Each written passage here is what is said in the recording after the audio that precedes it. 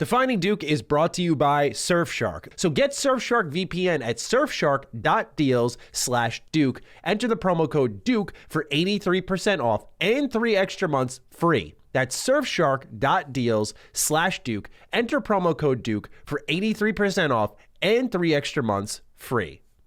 Defining Duke is brought to you by Rocket Money. So get rid of useless subscriptions with Rocket Money now. Go to rocketmoney.com/Duke. Seriously, it can save you hundreds of dollars per year. That's rocketmoney.com/Duke. Cancel your unnecessary subscriptions right now at rocketmoney.com/Duke.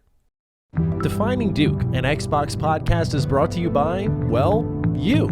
If you want to learn how to support the show, go to patreon.com/laststandmedia.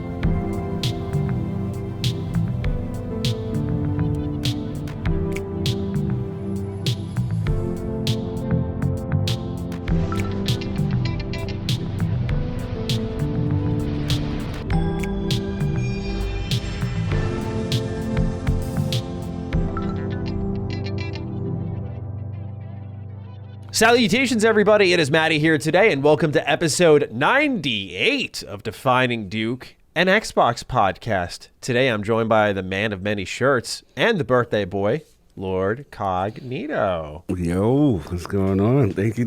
It is the born day, another day around the earth. So I'm very, very appreciative. Thank you for the kind words. Thank you for the shout out. And everybody in the community just shows so much love. I honestly don't like doing it. I was like, nah, you got to put it up. You got to let everyone know it's the big day so they can send you the love. Yeah, so I appreciate the love. It was definitely needed. I had a little time off, you know what I mean, this week. So catching up on games and things I want to do. So that's been the best part, just not having to work and just, play games. Yeah. I miss just doing that nonstop. Yeah. And it looks like Somerville got you a pretty good gift. A little 73 on Metacritic. It's looking great for the fantasy draft. Yeah. We're going to talk fantasy in a minute. We're going to talk Xbox fantasy draft Metacritic scores. But 2 games did drop on that date, the glorious date, that is November 15th. And happy birthday to Xbox and happy birthday to Halo. Halo's Combat Evolved. Yeah. And we got 2 exclusives that day, so it's an Xbox day, that's for damn sure. And then people were like, "Oh, you were meant to like the platform." Like, yeah, absolutely. Yeah.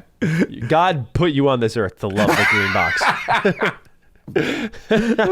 What's going on with you, man? How you been? I'm doing well. I appreciate everyone being so understanding. I said when I hurt my back really bad earlier this year that I hate missing anything, and I didn't miss an episode for the whole show's lifetime until then, and then just the way things happened, I missed 2 in a row. Of course, I had a pretty good excuse because I did get engaged. So thank you to the whole LSM fan for sending me a lot of love on that one. A lot. I was really completely blown away. Me and Laylee just laid down to just read through them all. We were like, oh, look at everyone coming out and saying congrats. That was awesome. So yeah, that was great. And then Laylee was sick that week.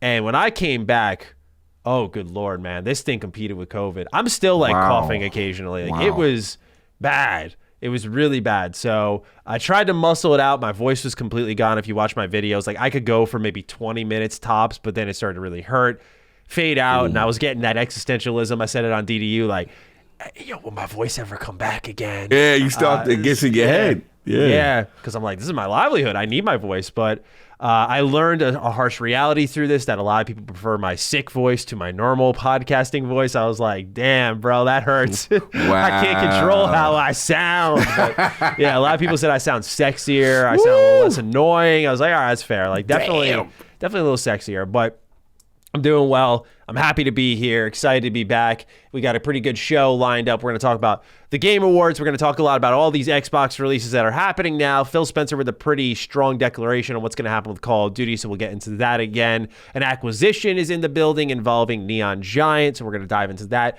And many of your write-ins here, because we do have some catch-up work to do. So ladies and gentlemen, welcome to Defining Duke, an Xbox podcast. And if you are new here, you're considering, support what we're doing, head on over to patreon.com/laststandmedia. You get early access to this show on Thursdays. But I think more importantly, what you will be keen to learn is we got a pretty good episode in the pipeline here. I didn't want to say anything until it was recorded. Nice. It's there. It's safe. We had the opportunity to interview the legendary Josh Sawyer. And I know Colin's thing is like to hold back all those announcements and then just drop it and surprise everyone. I don't work that way. It's like, all right, let's tell them right now. Like, it's coming.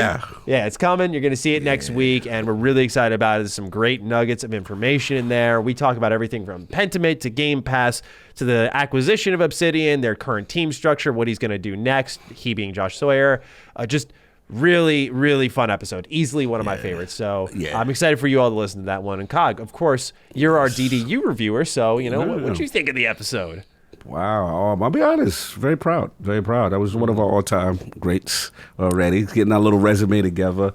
Josh was phenomenal. A lot of nuggets there. Highly recommended. I mean, this guy's smartest guy in the room, 90% of the time. And just to hear him talk about not only Pentiment and the questions, he didn't run from nothing. He really went right into it and gave us a lot of stuff. So look, I told y'all, get on that Patreon. Stop it. Stop fronting. Get on the Patreon, LSM Patreon. $1.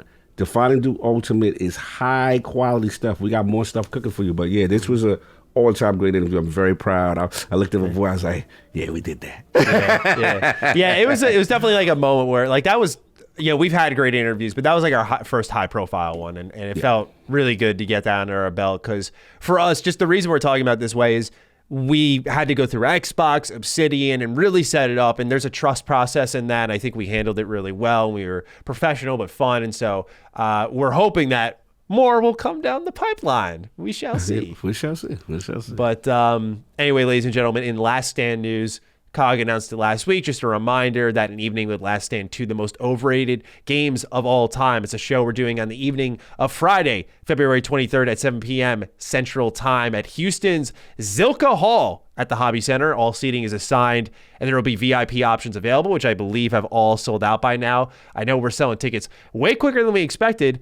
So I was really happy to see that, but they were available for sale exclusively to Last Stand Media patrons, and that began on November 11th. And on Monday, November 21st, all remaining tickets will go on sale to the public. So it's a first-come, first-served thing, and please do check it out. We're looking forward to shaking hands, meeting y'all, and putting on a good show. And I'm thinking about, like, what game? I still haven't picked a game. Me too. Like, Colin pitched this idea a while ago, and I was like, man, there's so many that come to mind, but what is the one? Because I had a lot of fun with my Toy Story one. I'm looking for that same angle again. Like, what's the fun pick here? That's you gotta have fun. Yeah, the icebreaker. Absolutely. Yeah, you went up first. Man. That was terrifying. That was one of the scariest moments of my life. And that, I think we're looking at a bigger crowd this time, but at least the place we're in is going to be bigger, so I'm not going to be shitting my pants. Like, part of the reason I was so nervous is I'm like right on top of the audience. Yeah, you're right there. And it's like, and then it was kind of like we did not randomized in a way, but like who's gonna go up first, right? So it's just like I was like, oh, okay, he set the tone, you know what I mean, to kind of ease it down for everybody because you have fun with it. But yeah, that was big, man. I remember jumping on that stage. It was like, okay, but shout out to you were new at that point. Bro, it was all new to me. I'm the new kid, the new signee. I don't know how they gonna embrace me, and then. I will say this, LSM fan, I will tell people all the time, Last Stand Media's community is one of the best communities I have been a part of. I have friendships to this day because of that meet. People to this day because they met me in Butler and stuff like that, and just the love. And I remember the emotional moment for me was hitting the stage because, I'm new. And hear people like really raw because Ben announced me, and I'm like, "Yo!" It hit me in the feels. I was like, "All right, this feels good." And salute. I blacked out on that walk to the stage. My heart, it's surreal. When I get nervous, my heart goes so fast that I just blank out. I could have fell on that stage and not even know it happened. Yeah, I was out of body. I was just like, okay, I'm just walking. Whatever's happening, it's happening, and I'm just gonna try to execute. But man, yeah. So I'm looking forward to getting back. Houston in the building. Let's go. Absolutely. So, ladies and gentlemen, we look forward to seeing you there. And now let's get our show started in earnest. So one of the questions we got before we really get into the news was from nlins27 saying, hey, Definitive Dukes, we're at episode 98, which means we're only 2 weeks away from the big 100, which is an outstanding achievement, so congratulations. But are there any special plans in the works for episode 100? Perhaps a live edition or maybe some special guests such as Xbox 2 or Jeff Grubby Grub? Anyways, It's been a pleasure to have been with you on this journey, and here's to another 100 more. One thing you'll learn throughout this show is I'm not against these types of celebrations, but I'm very much business as usual. Like, I celebrate milestones, but to me, like a podcast milestone, I don't know. I kind of always figured we get this far, so I just didn't really plan any celebrations, and the people you got to connect to for the ideal celebrations. It's just like, I don't know. We're not going to do anything crazy. I consider our Josh Sawyer thing a really timely episode for a celebration of sorts, but I don't like to distract from, I feel like when I'm missing or you're missing, like we're kind of, the core product isn't there, so I just want to get back to that more than anything. Absolutely. And I feel like celebrating just distracts from that personally, but we're always open to ideas from the community if they have anything in mind. Maybe we'll do something for DDU 100 because that's more of like our offshoot, like what do we want to talk about this week type of show. But anyway, that's what we're planning on doing here. And we just got an update in real time from Dustin, and it's a post from Bethesda where they're talking about Mick Gordon. Do you want to just do a little free flow here? We'll just dive into this in real time. Freestyle off the top. Let's go. Sorry, this is hot off the press. This is hot off the press. So Bethesda has in real time, shout out to Dustin, by the way, responded to Mick Gordon about what's going on here. It's a picture here, and it says the following. This is, by the way, raw. This is as raw as it gets. This is actually cool, though. The recent post by Mick Gordon both mischaracterized and misrepresented the team at id Software, the development of Doom Eternal, Marty Stratton, and Chad Mossholder with a one-sided and unjust account of an irreparable professional relationship. We are aware of all the details and history in this matter and unequivocally support Marty, Chad, and the team at id Software. We reject the distortion of the truth and selective presentation of incomplete, quote, facts, end quote. We stand ready with full and complete documented evidence to disclose in an appropriate venue as needed. The statements posted online have incited harassment and threats of violence against Marty, Chad, and the id Software team. Any threats or harassment directed toward members of our team will be met with swift and appropriate action to protect their health and safety. We remain incredibly proud of id's previous collaborations with Mick Gordon and ask that fans refrain from reaching conclusions based on his account and, more importantly, from attacking any of the individuals mentioned in either side, including Marty, Chad, or Mick. Whoa. A lot to process here. I mean, we were concerned, obviously that was that's right. That was Duke, that you weren't there. And me and Ben talked about, will Bethesda respond? Will they get in front of this? And I expected them to, but this is pretty powerful for them to jump in front of them. I mean, we do know Mick has the court of public opinion. His account was extremely detailed, it was damn near a bibliography of receipts and details. So to me, I've always felt, how does Bethesda and Mick combat that, right? Do they have something? Because it was pretty damning, to be honest. You know what I mean? So, they rejected this distortion of the truth, selective presentation of income flat. To me, the key thing is venue. Like, what are we going to do? We're going to do like a court. Yeah. Break it down. Tell me what you get. Tell me what you get. That's how I read it, at least. Venue is like, they're not legally challenging him so directly, but they're saying appropriate venue as needed. I like to call it a piece here, but I got to say one thing. And this is a similar situation we saw with what happened with Platinum Games and Helena Taylor. So we don't want to react too strongly here. I made a video saying Bethesda needs to respond. I'm glad they did. Yeah. But this response doesn't give us something Mick gave us, which is receipts. So the public opinion's just definitely, like, you can't even read the replies, but it's Twitter, so who gives a fuck? But you can read the replies, and people are still on Mick's side because Bethesda's just saying, well, that's a distortion of the truth. And the reality is that this is the second comment Bethesda as a company has submitted on this with no facts, no receipts, none of that, just saying it's not true. Marty had posted on Reddit, a whole open letter, as we saw before all this. Cited this, right? And that was one of those situations where they had all the reasons to lie. I don't want to say they're completely lying here because, again, we have to, and I know people are quick to jump on these companies, and I'm right there with you, but we have to see what Bethesda presents. But to me personally, I'm still in the court of Mick. How could you not? I just think, how could you not be Not because it's Mick Gordon, not because it's the little guy versus the big guy, the little brother punching up. It's just because he had visual, tangible evidence that you can see. Emails back and forth, confessions of crunch with multiple Bethesda software emails tagged in there. And regardless of the fact, there are things in there that are inexcusable. Again, I think crunch is something that we'll see towards the end of any project. You work harder to get past that finish line. But when Mick wrote in an email to Bethesda, like, I slept under my desk for Easter and neglected my family, like, that's something that you can't do with especially contract work. And we saw that Bethesda used samples. This is something I mentioned in my video, which I think is insane because I'm in this process right now of like recording music for our game. And it's a really enlightening process to be able to work with another creative and just like get the vision together on like what do we want this area to feel like? What sound pulls it all together?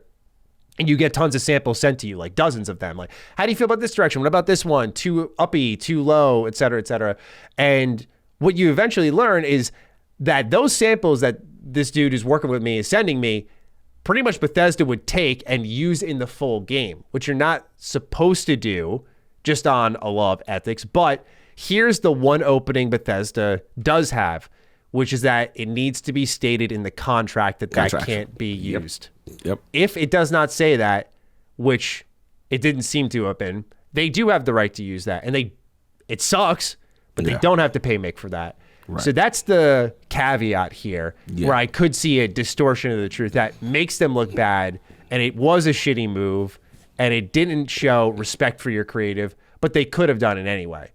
And that's where I sort of sit on. No, that's it. That's where I sit on it, just based off my experience with the process. I found it fascinating to see Bethesda taking the samples. It's low. That's what it is. It's low. You can do it. I could, for example, hypothetically take these samples this dude's sending me, but you pay for them. They put work into it. It's a complete track. You're just not paying for it because it's not going to be used in the game, at least in our interaction, which differs from creative to creative. So I just want to throw that in there, but go on. You were about to jump off. This is good because I needed to hear your opinion. Me and you really didn't talk about it. We didn't get that. So this is our first time together. The Duke's kind of talking about it. Like I think to me, the crux of this still comes down to that, which is the contractual nature of when you submit, quote unquote, extra work or things that are rejected. Do they have ownership of it? And there's nothing they can do. But what I found interesting is the fact that they seem willing to settle with Mick about this, but the core of it and the crux of it seems to be that Reddit post. And Mick wants it goes down because he feels Marty makes him professionally look bad. And maybe thwarting potential other opportunities based on his reputation as the guy who ruined Doom, Eternal soundtrack, right? And then from Marty's standpoint, and I guess, but that id, maybe their position is like, well, we take it down, it defeats, it makes us look bad, like what we said wasn't true. So I actually empathize with Mick on that part. You know what I mean? Because it's like, hey, the post is still up. So to me, he's dying on the principle. That's the vibe I get. He's dying on the principle of my name, my reputation, and I'll settle, but just take that down. And that seems to be the point of contention. So this is interesting. I agree with you. This seems like, obviously there's no receipts here, right? So to me, this seems like, okay, we're going to address it publicly because it's got a lot of traction. Legal stuff most likely is going to happen, and I think that's when it's going to come out. But it's unfortunate. It's unfortunate because the people who lost out here are the people who love Mick and his work. A great soundtrack that is not stitched together properly. And I was curious to see if they're going to jump in front of this. I'm dying now to see where this is going to go. That thing got so much attention. Yeah, it was an indictment. On all details. So breaking news. Wow. Yeah, absolutely. So we'll see how this evolves. I imagine Mick will respond to this, but I like the idea of trying to keep the peace here, but if they're wrong, they're wrong, and that's all there is to it. And I do think if this Reddit letter didn't exist, this probably would have been an easier to solve situation. So I think that's the core of it. But absolutely. Anyway, we'll move on into the rest of our show now. That was actually a really cool, fresh off the press occurrence there. But let's talk a bit about Pentiment and Somerville. Reviews are out, and this is a little bit of a taste again of what it'll be like, hopefully in 2023 for the show, where it's like things are happening. We can discuss games dropping exclusively on the platform. So Pentiment right now on OpenCritic is sitting at an 86, while Somerville is at a 73. Pentiment doing well for my fantasy team. For your fantasy. Shout out to Legend Sawyer, man. Like, he's helping me out. He's helping me out. He knew all those years of New Vegas coverage on my channel, propping up the Fallout brand. He's like, I got him. I'll scratch his back now. So glad to have the favor return. But Somerville, that's the more interesting talking point because we both played Pentiment. Yes. We'll talk about that in the what we're playing section. But Somerville was a little lower than I was thinking. Have you had a chance to dive into? We'll get into when the stuff I've been playing. We'll revisit this. Right. But overall, to the point, your faith in Josh is being rewarded.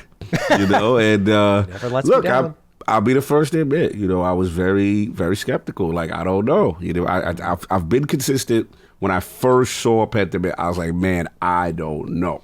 And then, obviously, got more information, and you've been high on it from the beginning. You're like, no, Cock, I'm telling you, nah, I'm in. I'm telling you. And I'm like, all right, cool. Now I've warmed up, but it's too late. I should have been. You know what I'm saying? It is what it is. So listen, this is your intuition, your gut instinct, and faith in the work and the quality was rewarded. I betrayed my own Obsidian for a little bit, but at least I got grounded. You got grounded. Yeah. Oh, hey, you didn't betray him. We both took a little piece of the pie there. Yeah, and you got avowed, so there's that too. All right, continuing on. Microsoft Flight Simulator, its 40th anniversary update is out now, so you got some new planes, 24 classic missions, and much more for those who are interested. Just want to make sure one of the more popular Xbox games is getting its love here on the show. Here we go, though. Duke's about to get a little bit of love for this one. EA has yet to confirm a date, but has officially stated that beginning with Season 3, Battlefield 2042 will be added to Xbox Game Pass. So this is something that we said should be in the pipeline for a while. Admittedly, it took a while, but timing may be right because the game seems to be getting on its feet, getting moving here. So will this be one that you're planning on trying out? Because I got to admit, I'm kind of curious about it. What I played in my preview state was really buggy, and I said as much. But what was there as like a concept, like this kind of cataclysmic weather effect happening in these huge maps? I love that shit. I mean, granted, I have a very, very small windowed opinion on that, but I loved it when I tested that. Like, as an idea and execution of that concept, I did dig it. So I want to try it out again. But will you be diving in? Yeah, shout out to Levolution, the buzzwords that they used to use back in the day for Battlefield 4. Forgot about that. Yeah, remember that? Levolution, and the skyscraper will come down and the whole thing will trade. Like, I love that stuff. It was a unique little concept. And look, I want to see how the game has improved. Since then, they had the horrible start. Me and you have been, the Dukes have been on it. Get in Game Pass. That was a mistake. Like, get your ego out of it. We know you're trying to get that upfront money. We get it. But put it in Game Pass. So to see it in there. And I've heard the game has really improved, And then we also know, remember, Zampella has been put in charge to kind of lead and oversee the Battlefield franchise. I want to see the improvements. I heard it's in a good state to the point that, correct me if I'm wrong, has now, remember when Halo came out, dominated, Battlefield was like, yo, our success, they were blaming Halo, like, Halo was out here, we didn't anticipate this. Then Halo's content stopped, and then Battlefield got Vince, and then they started to do their turnaround on the internals and the fix. So I'm curious to see what the engagement is now for Battlefield in conjunction versus Halo Infinite. That would be interesting. And in Game Pass, that's going to get a nice shot in the arm, especially if they have some good content, alongside it as well. So Halo Infinite in a 24-hour peak on Steam at least is doing considerably better than Battlefield as it stands. Wow. Okay, 2 times. Okay. So it's 4K in 24 hours. It's a battle of the bad right now. It's 4K versus 8K. No doubt. That's interesting to hear. I'm curious though, when it gets added, do they have a new content drop? Do they have anything to kind of jump it off? Yeah, Season 3. So presumably they will. So cool.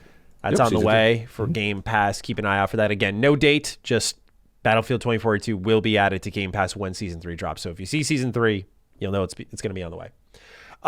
Just want to throw this out there that 200 fixes are coming to Saints Row. So I know some people were interested in the game. I still recommend staying away from it completely, but again, just want to make sure we're doing our job here. Yes, yes. Thinking of Randall Thor with this one. Remedy and 505 Games have officially entered an agreement to co-develop / co-publish Control 2. This is a game that I missed, and I got to get back to at some point in time. Have you played Control 1 yet? Very little, yeah. I missed out on that. It came out when Astro Chain dropped, so I was like, yeah, I was busy. I was like, I didn't get played. I had no disrespect, And I think I tried it just on Switch because it was one of the first Nintendo Switch cloud streaming. Oh, games. You tried the cloud? Oh man, yeah. I was actually impressed. Oh, okay. I was actually impressed. I was like, okay, because we know you can't do this based on your hardware, but now to stream it, and to me, it opened up the idea of GamePass could be on a Nintendo Switch device and stream stuff to it. But yeah, Control, very mixed review. I don't know, is there something about it not grabbing me? And some people love it. Some people say the story, is really kind of embedded in kind of the things that you find within the game. And then other people like, no, don't like it. It's weird. It's a weird one. I only hear, maybe it's because of Chris, but I feel like I only hear amazing things, like nothing below stellar. Like it was just a misunderstood video game. Yeah, that's the vibe I got for the people who love it. Yes. Yeah, it was misunderstood because that game sold like shit at first. Like it managed to crawl back over time, but it did not sell well at start. I remember, fun story. I was there for the debut of it at my last E3 I went to, and that was when Lake was in the room. And you know who was in the room? Now that I think about it, now it comes full circle. That's the first time I met Reggie Fils-Aimé. And he was in the room. I was like, why is he here? At the time, it wasn't the Nintendo. This was a next-gen title, so to speak. Right? I was like, what is he doing here? Come to find out, this was a cloud streaming, but now it makes sense. There you go. Okay. There you go. Xbox has confirmed, next on the list here, they are working on making it where you can see more of your custom background on the dashboard. They said, we are on it. So for those of you who want to see beyond the tiles of your home screen, they will allow that shortly, it seems. So keep an eye out on that one. Good. Yes, please. I agree. I always use the one that they dropped for the anniversary, the OG Xbox with the kind of like nice. nucleus, if you will. I don't even know what the hell it is, but yeah, that vibe, man. I miss that. Yeah. I don't know. Do you like the tile layout on the dashboard? I don't. It feels too much like a computer, and I like the uniform. Like what you see here is what you see on PC, but I miss the kind of blades approach, the dashboard of the 360 where it was tiles, but they were tabbed off. I don't know, just the way it was laid out. Maybe it's nostalgia, but I preferred it. And then I just yearn for the sound and the ominous nature of the OG Xbox when you fire it up. It feels like you're entering the beast. Like there's this almost dark nature to it. Am I the only one who thinks that? Like the OG Xbox dashboard is creepy. Like it's dark. It's dark. It's really fucked up. And I'm just like, I want that Xbox back, man. No, it's dope. It's dope. I do like it. I do remember it vividly.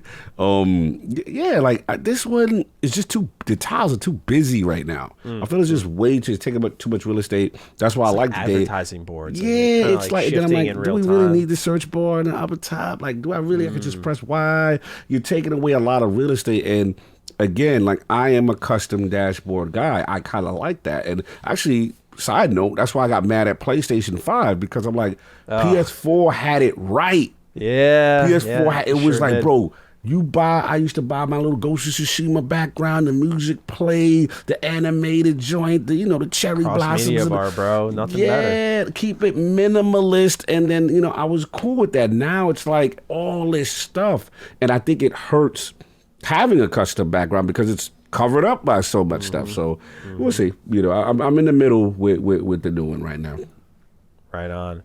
Defining Duke is brought to you by Surfshark. Let's talk about your online protection because, quite frankly, we all need a little bit of it. Websites, hackers, and various third parties track your online activity across the internet. Even your internet provider can spy on your online activity and sell that data to third parties. Now, we don't like the sound of that, right? We want to have some sense of internet privacy. Even if you have nothing to hide, this is something that you can avoid by using a VPN, which hides your location and makes it more difficult to identify you you from a crowd of users. And it doesn't end there. You know, pop-ups, things that say this is unavailable in your location. Well, you can forget about that if you have a VPN, and that's why I like to use Surfshark. You can switch your virtual location and access any content, website, or app that is blocked in your country. And let's say you're the type of person who likes to have a safety net for your safety net. That's why Surfshark has your back, and you have even more protection if you add Surfshark Alert to protect your identity and Surfshark Search to get more accurate private search results. So get Surfshark VPN at surfshark.deals/Duke.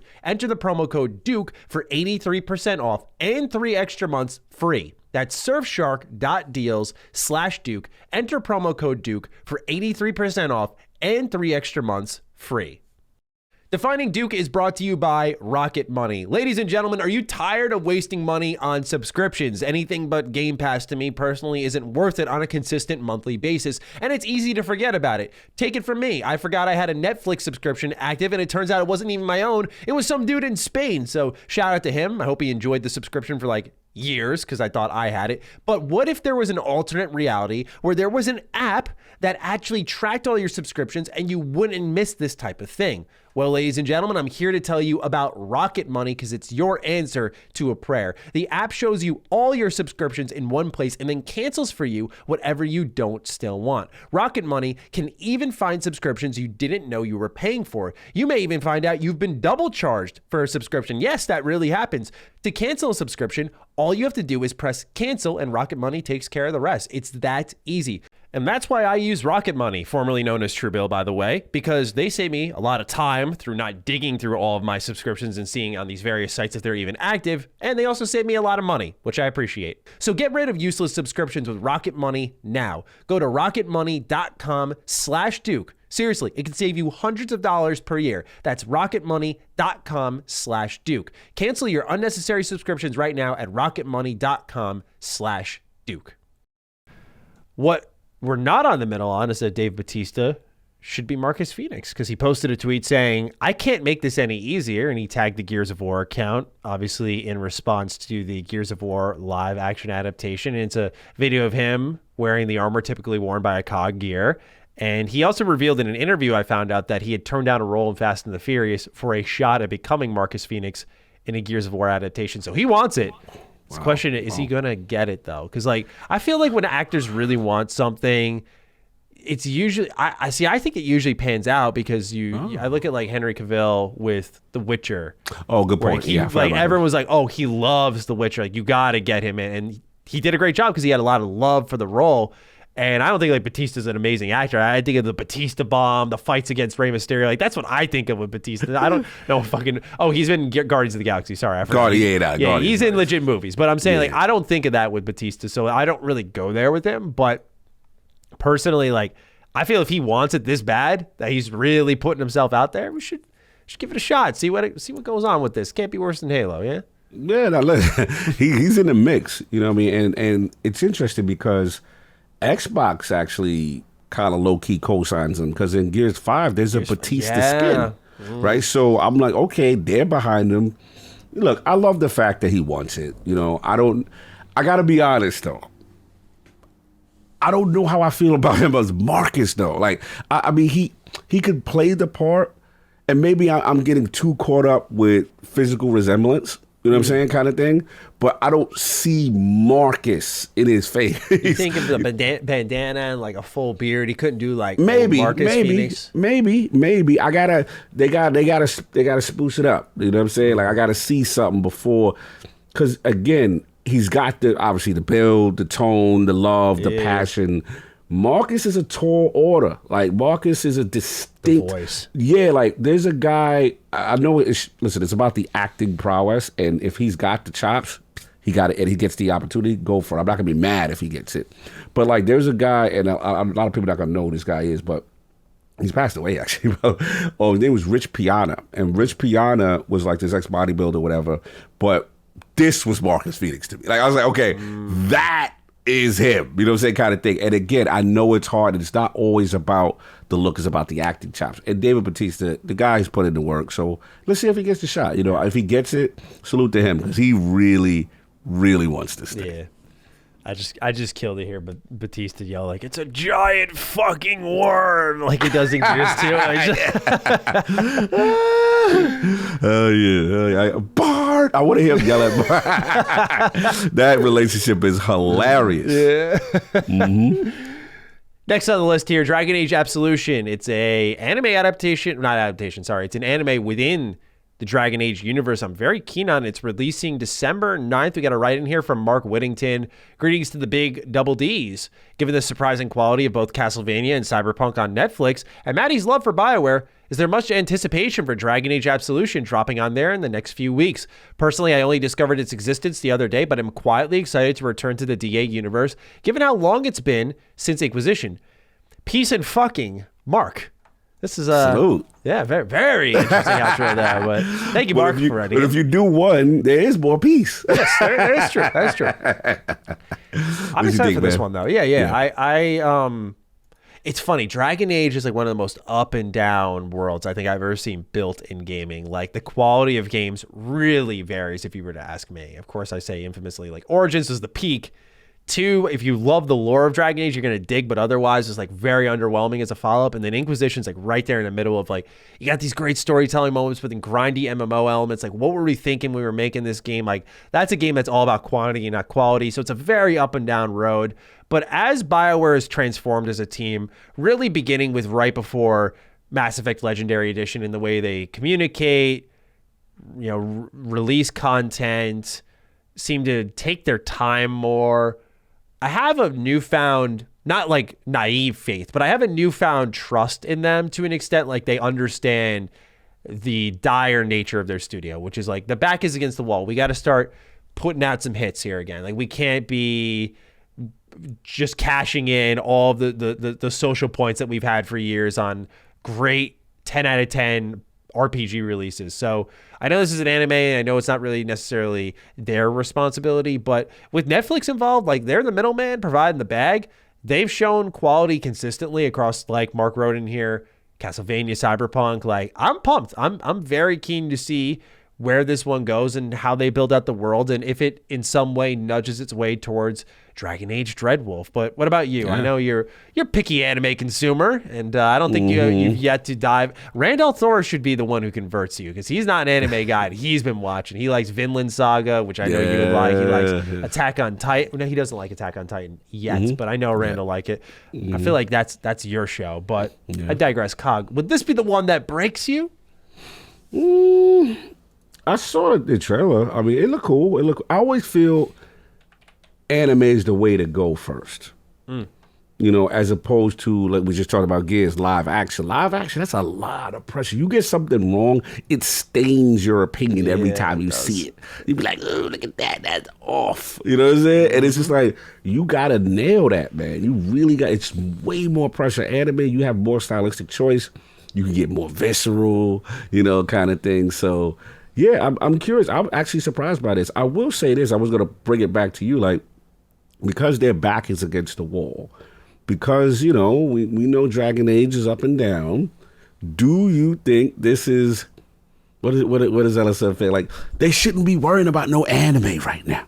That they need to be focusing on a quality game. Because, some people feel that, that takes away from the game creation experience. What do you feel about that? No, I don't agree, just because I want them to take the time, and sometimes the pressure is like, well, we got to deliver something to satiate their desires. What do we do? And instead of rushing out a game, if they put out like a decent anime, that's a great stopgap for fans to just consume something in the worlds that they've built while they build up to the release of Dreadwolf, which I'm very, very interested on. Everything they're saying about Dreadwolf, it's kind of like that Starfield energy, like what they're saying leading into the reveal has been good, where I'm like, okay, like they seem to have a good idea of what's necessary. What it ends up looking like, well, of course, we'll see, but I do have some faith in them, and I do think that it's good that they're taking their time, because the problem really was with them was design and direction.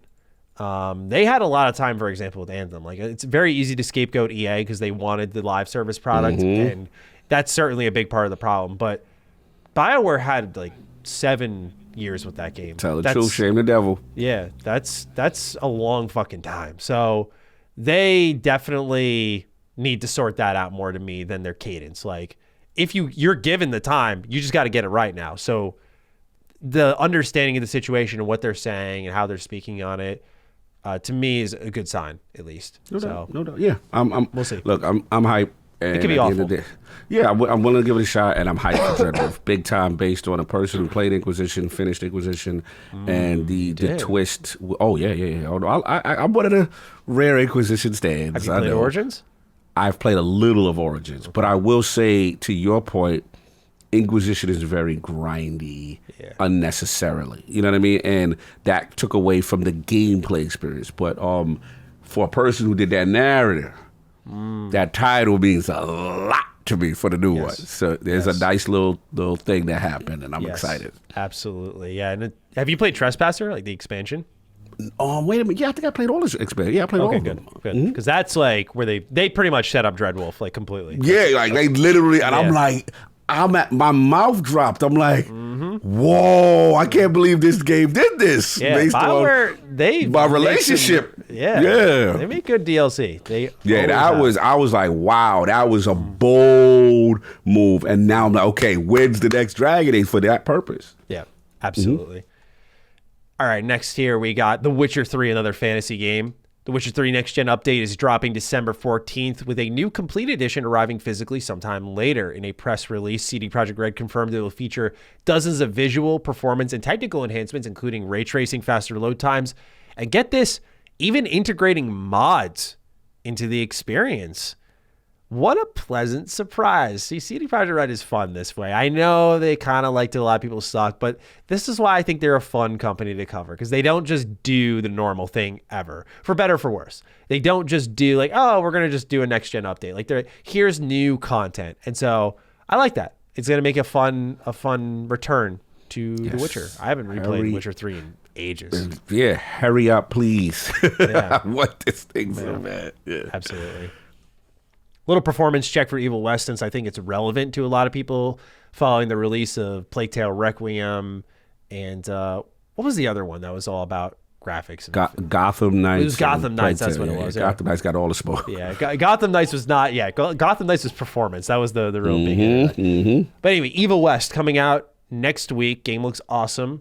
Xbox One and Xbox One S will run at 1080 30 FPS. Xbox One X will run at 2160p at 30 FPS, while Xbox Series S will run at 1080 30, and Xbox Series X will have a 2160p at 30 FPS quality version, as well as 1080p 60 FPS performance. I thought this was a little, I like the shirt tug, a little underwhelming there. You know, that the fact that the One S and Series S are on the same level, I mean, what happened here, Focus Home? What happened, Wild Hog? How did this happen that the Series S and the One S are on the same playing field? That's crazy. Look, there's two parts of this news that is interesting to me, because I'm seeing a lot of people actually not as mad about that. That's me and you are in the same pocket. To me, the story is, what the hell is going on with Little Man? And why is Little Man on the same level as a Xbox One and an Xbox One S at 1080? Based on what we know, the internals are far superior. The only thing, the GPU of the Xbox One X, yes, is a little hard for 4K, but the Series S is not really meant to be a 4K machine like that. But that surprised me. This might be one of them situations where the patch is going to come out and there's so many versions and they got to get to it. But the thing that I'm seeing online, things that I'm seeing, Twitter is more bad about Series X and PlayStation 5 having 1080p 60.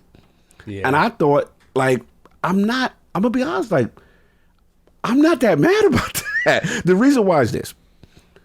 I thought the goal was, yo, you better have a performance mode, fam. I thought you better have a 60 frames or else. I thought that was what the fight was for. So I get it. 1080p doesn't sound like, okay, it's not 4K, no question, but you got the mode. You know what I'm saying? That I'm okay with upscale 1080p as long as it's 60. That's my thing. So This surprised me. People are really upset, man. People are like, yo, what's this 1080p? Like, we got 4K out here. Snubs like, yo, what's going on? Where the 4K 60 at? So, yeah, this is interesting. I'm seeing a lot of pushback on this one. Yeah, I mean, you got to remember, for example, like Demon Souls remake, we'll always go back to, is like one of the best looking games of all time. And I believe that was upscaled 1440p, which is a difference, by the way. I'm not minimizing it, but I think sometimes we just have to not pay attention to these numbers and think more about the image on screen. But I understand why it matters. And I'm with you. I thought like once we got the 60 FPS, we were like, okay, we got what we wanted. But I will admit on the Series X, when you looked at some of the PC specs, like there were components of the PC that were weaker, but running at the same level as the Series X, which was stronger. So to me, this read like a situation where they don't have a grip on how to squeeze the power out of these consoles. Yeah. Well, I will say this, and this is so weird because me and you both covered this game at PAX East. This game looks beautiful. Let's keep it a buck. This is what gamers sometimes get on my nerve, because if no one ain't tell you the P's, and you told me, I never forget, I pulled up on you. You was looking like a ninja character from some anime, but I didn't know it was you. I was scared. I thought it was yeah. I know what was happening, but I was like, all right, there he is. That's my man. So you like, Cog, whatever you do. He was like, when's your appointment? I'm like, yes, I'm saving it. He's like, good, you saved it for last. I was like, all right, cool.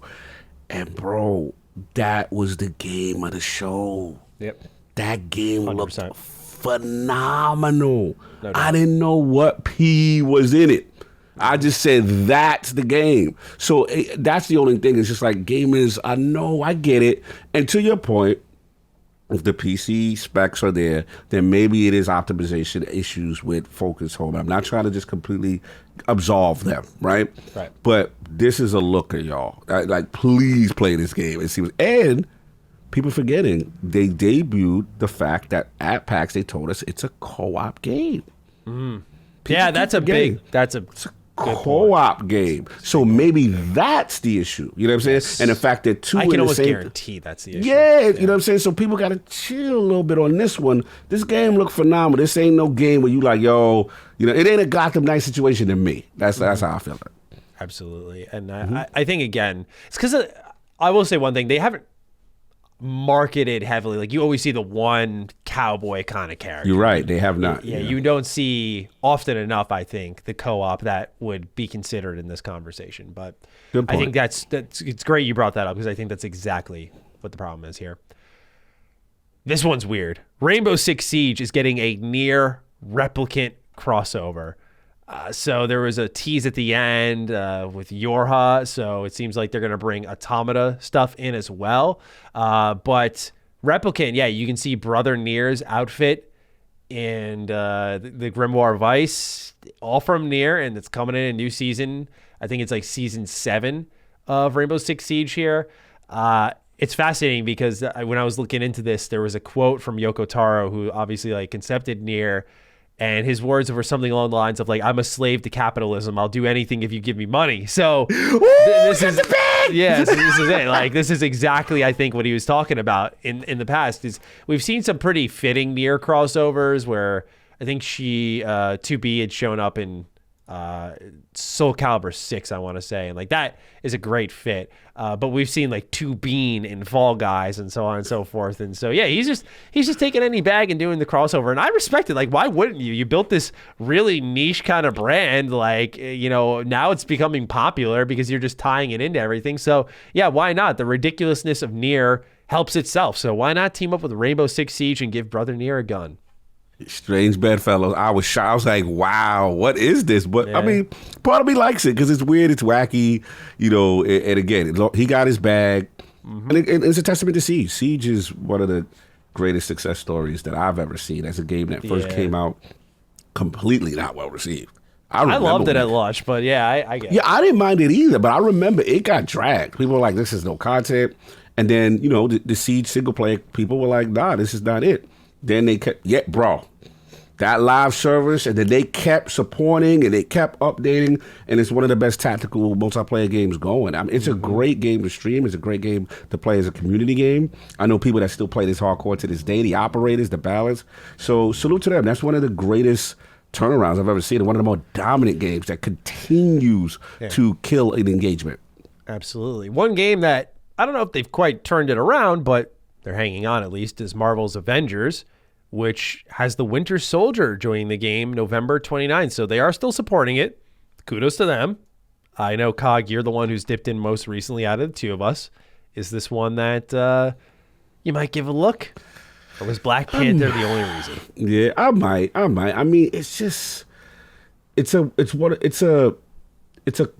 could have kind of game, right? It's a guilty pleasure for me because it looks beautiful. It's crystal. And I'm like, damn, you should just made a single player game and just left it at that. You should have just left it at that. Yeah. And I'm the looter shooter live service guy. And I'm like, you should have left it at that. Yeah. So at first I did a little research on it. The fact that there is going to be, I guess, a couple of Winter Soldier missions or whatever.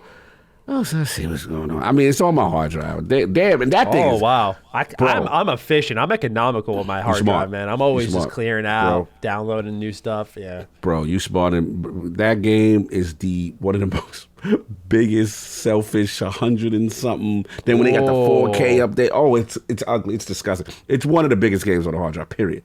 Like, you really got to still kind of have a soft spot like me for me to even, this thing to even be on your hard drive. That's how ridiculously the size is on the Xbox hard drive. So, yeah, I guess I'll fire it up just to see what's going on. They're sticking up that much space. You got to at this point. It's up there. That, Halo, Gears, I put on a backup one. There's a couple that's in that 100 range. That's crazy. And then Destiny ain't no slouch either. No, so definitely those are my big boys at the top. I sort my games by size now. Oh, yeah. I love that.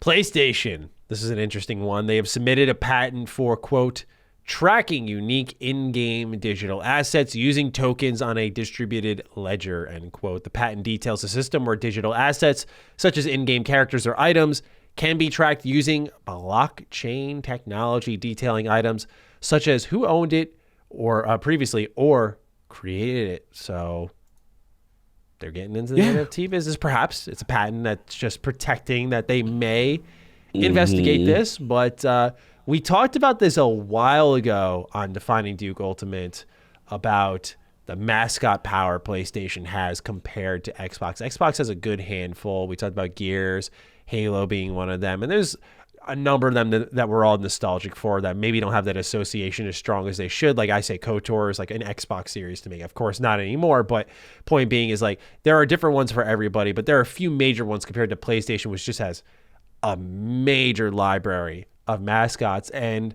this doesn't surprise me given their current trajectory as a company, but this doesn't really surprise me given how easy it would be to monetize this stuff if they so desire to. The question is, Cog, with 10 live service plus PlayStation on the way, do you feel that this is a route they will end up taking? Because I think PlayStation's done some foolish stuff this generation, but I don't know if they're going to go this far yet.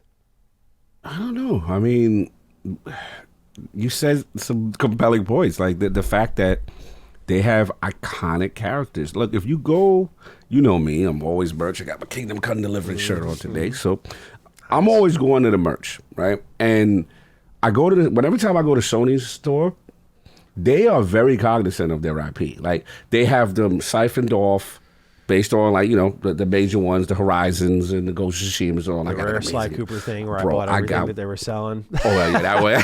Oh, you bought the whole lot. I bought everything, the print, the plush. I didn't give a shit. I was like, keep me out of the Ghost of Tsushima line. Like, bro, keep me out. My wallet is in danger. I got one of the flyest Ghost of Tsushima hoodies. Your hoodie game is crazy. I ain't gonna front. Salute to your hoodie game. Oh, really? Thank you. No, your hoodie game, I ain't gonna front. I was like, bro, it's next level. That's the only hoodie I got that I'm like, all right, I'm a little Maddie level with this one. Oh, okay. I'm on. If I bring that hoodie out, people go, yo, my Ghost of Tsushima hoodie is crazy. Now, I say all that to say this is that if you look there, they have T-shirts, and they even have them in they have all the 8-bit representation of the face, like Jin Sakai, you know, Aloy, I always butcher the name, you know, which your man from, you know, Last of Us, all of they know that people care about these, you know, iconic characters, right? Kratos, the whole bit. Yeah, I'm not surprised, bro. Like, then we got to see what they do in VR, Right? You know what I'm saying? And VR, you know, I know people don't like the terminologies based on, you know, who I'm affiliated with, but, you know, these are things that companies are looking at, right? And if there's ways that they're going to try to monetize in a quote unquote metaverse or virtual verse, whatever you want, in VR, whatever you want to call it. And now, full disclosure, you know, Sony just put up for people who are on PlayStation. I got an email stating, you know, hey, there's the reserve window for the PSVR 2. You have a little loose, you put it in your PlayStation ID. I reserved it, right? So I wouldn't be surprised if, last point, if they don't do, remember like PlayStation Home when that came out for PS3? Yeah. Right? You don't get surprised if VR has some iteration of that. They have properties and things you could buy. To me, the timing is interesting that now that PSVR 2 was announced. I'm guessing. I have no inside information, but the timing is interesting. And we know what other companies are trying to do in the space.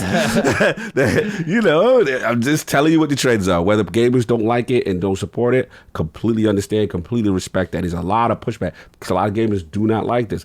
But I'm telling you how companies and corporations think. And they're trying to and Sony, the advantage they have, iconic IPs, iconic characters. You best believe they may try to figure out a way to monetize this. Yeah, I'm looking at their stuff now, and I just recognize that the front and center pick that they have is Sly Cooper. Just want to throw that out there for everyone. But Xbox has some cool stuff. This Halo Combat Evolved hoodie is... Oh, bro. Oh, that's mine. Bro, you know what you got to get? It's sold out.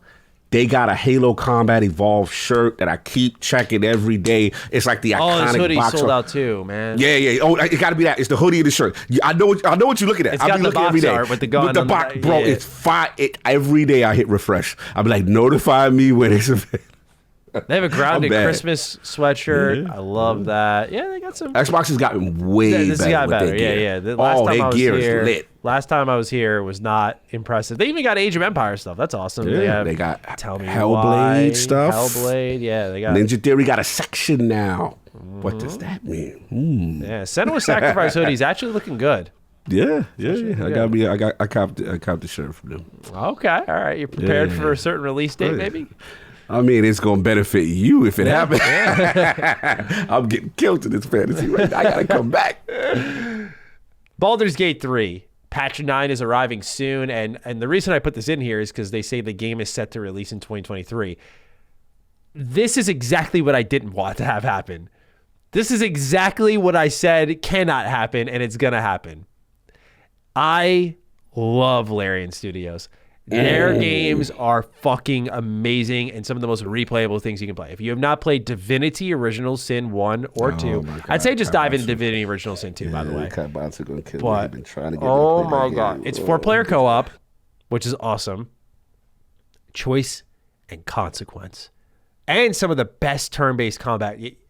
I get why Kaibatsu is recommended to you. It's got your name written all over it in that regard. He's mad at me. He's like, what is wrong with you? This is for you. Yeah, that and Wasteland 3. You did Wasteland 3, but those two games I think of with you. And they make, again, some of the most spectacular RPGs. They're a little wordy. Like, you could tell they just break open the thesaurus when they're writing games. They're like, how do we write beautiful in a different way instead of just saying beautiful? It's like, that's their writing style, which I respect. But Baldur's Gate 3 looks a little more cinematic, a lot more polished, higher budget.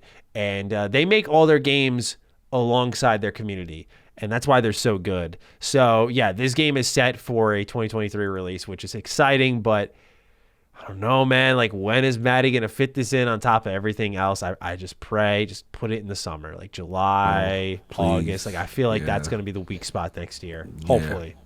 I'm with you, please. 2023 is shaping up to be one of the greatest years in gaming for all platforms. Yeah.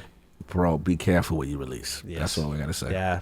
Absolutely. Some companies would be wise to just hold games. Just hold them. You never know what else is going to come, but like if you have the options to sit back, wait, hold, and get something out later, I'd say go for it just because I feel bad for indies next year, man. It's going to be tough. This year was great to be an indie. Next year, though.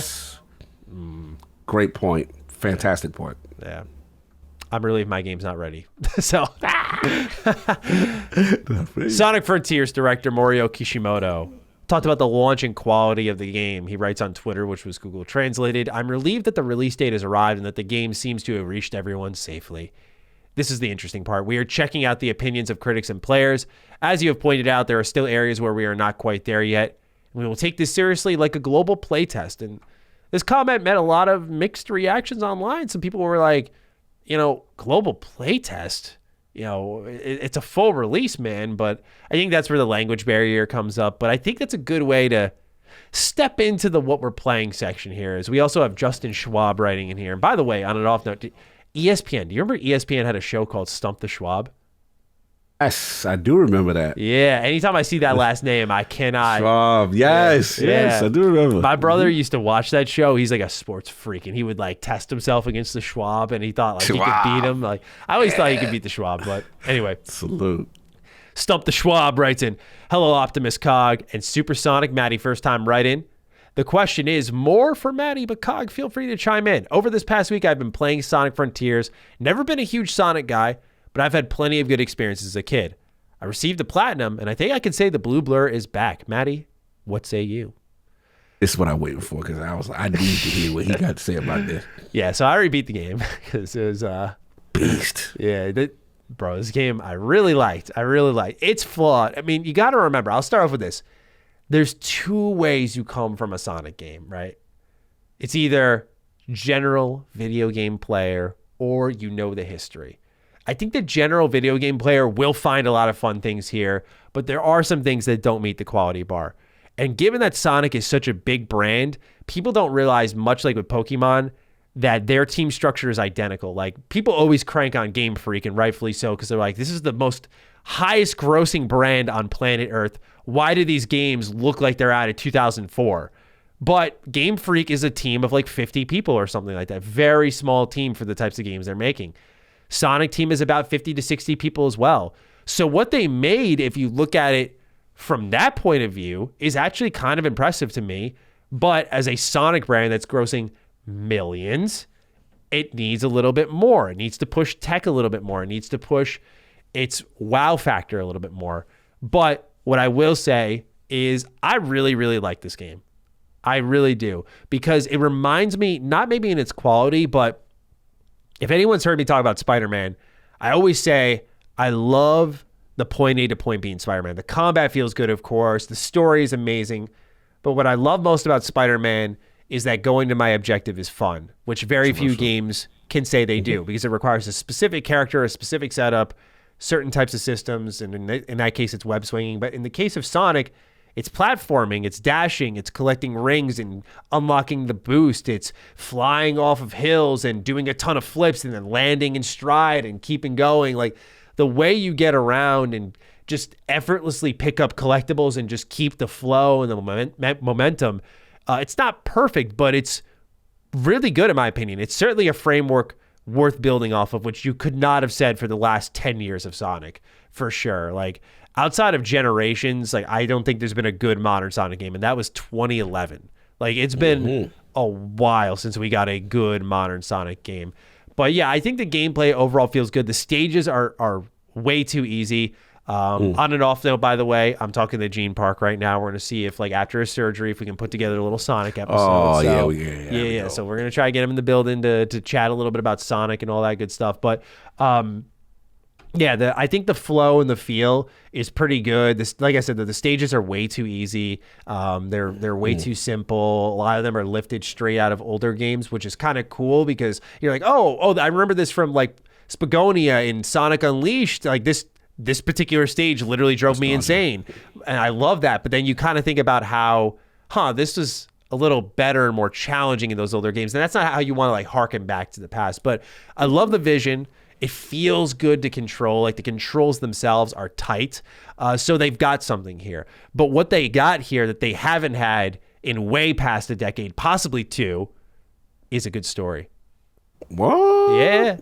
Yeah. It's not going to blow your socks off. Again, this is where context of like, I'm a Sonic fan, I'm not a Sonic fan plays a factor. So I've been over on Retro Rebound, what I call the Sonic pilgrimage. Like, I've been going through my journey there, gradually loving this franchise, seeing its strengths, seeing its weaknesses. One thing that I always say, and the reason why Sonic Adventure 1 and 2 are some of my favorites, is because there's a story with continuity and references. These characters are worth caring about.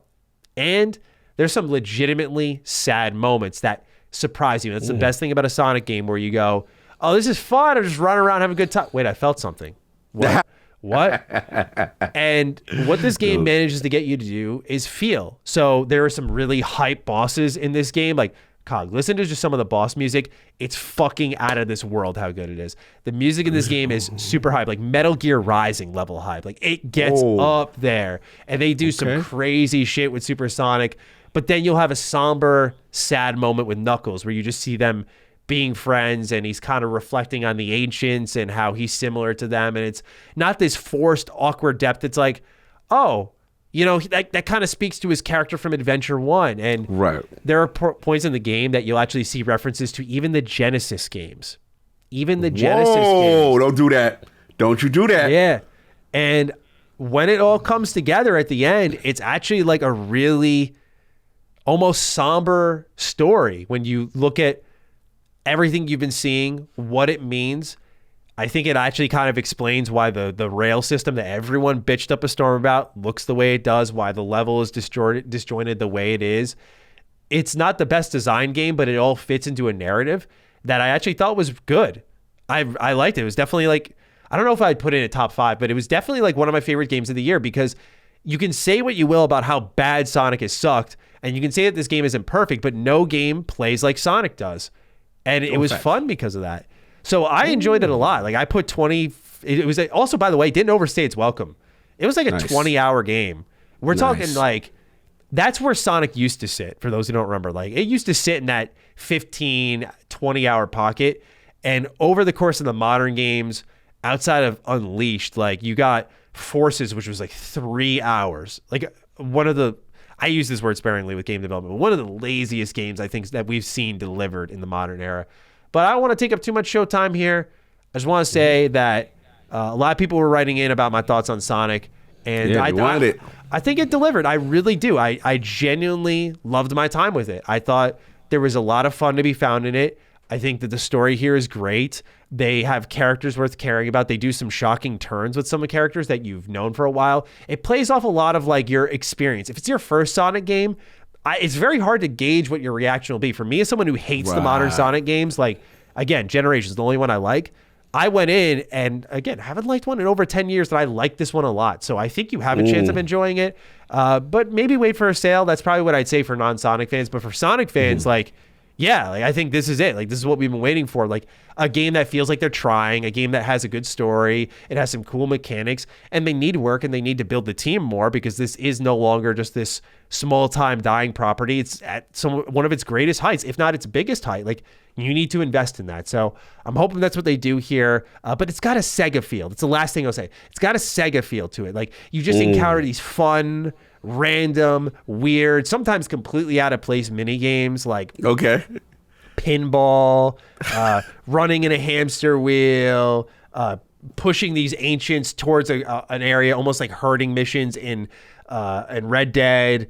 There's an emotional tone to certain islands that you go to that's like NieR. It's just so inspired by a million things. It's so all over the place. It's such a blender game. And I have a soft spot for blender games that say like a little bit of this, a little bit of that, grind it all up. And here's Sonic Frontiers. Like, to call it just Breath of the Wild Sonic is disingenuous, because it's more like Mario Odyssey. It's more like NieR in its visual presentation, its tone. Like, there's so much more to it that I think it's easy for these armchair critics to be like, yeah, it's that. It's like, no, maybe the piano music has a Breath of the Wild tone, and maybe it is inspired by the atmosphere of it, but that's about it. Anyway, this is why I'm hitting up Gene, because I could go on, but that's how I feel about Sonic. There's other games I was playing, but I want to give it to you.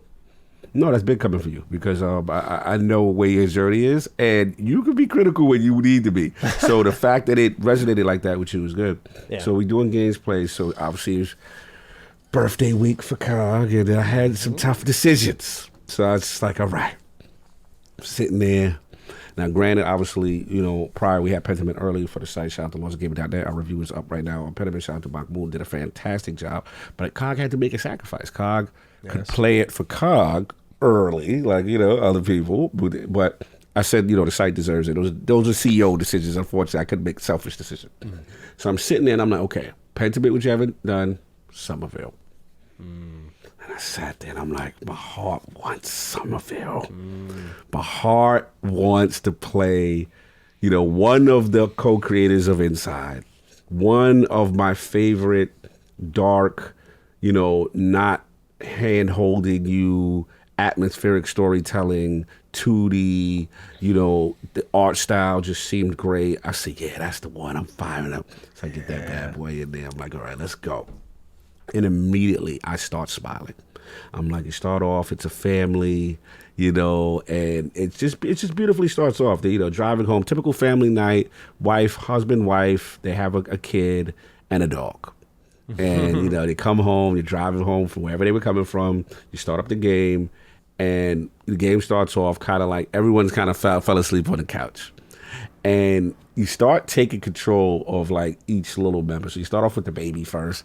And they're the worst parents ever. This baby just running around, completely could do all types of stuff, unsupervised, and could really hurt this. Like, this is not an example for child safety. So anyway, the baby does some stuff that eventually you have to do, get the mother to wake up. The mother wakes up. And what I like is the subtle attention to detail.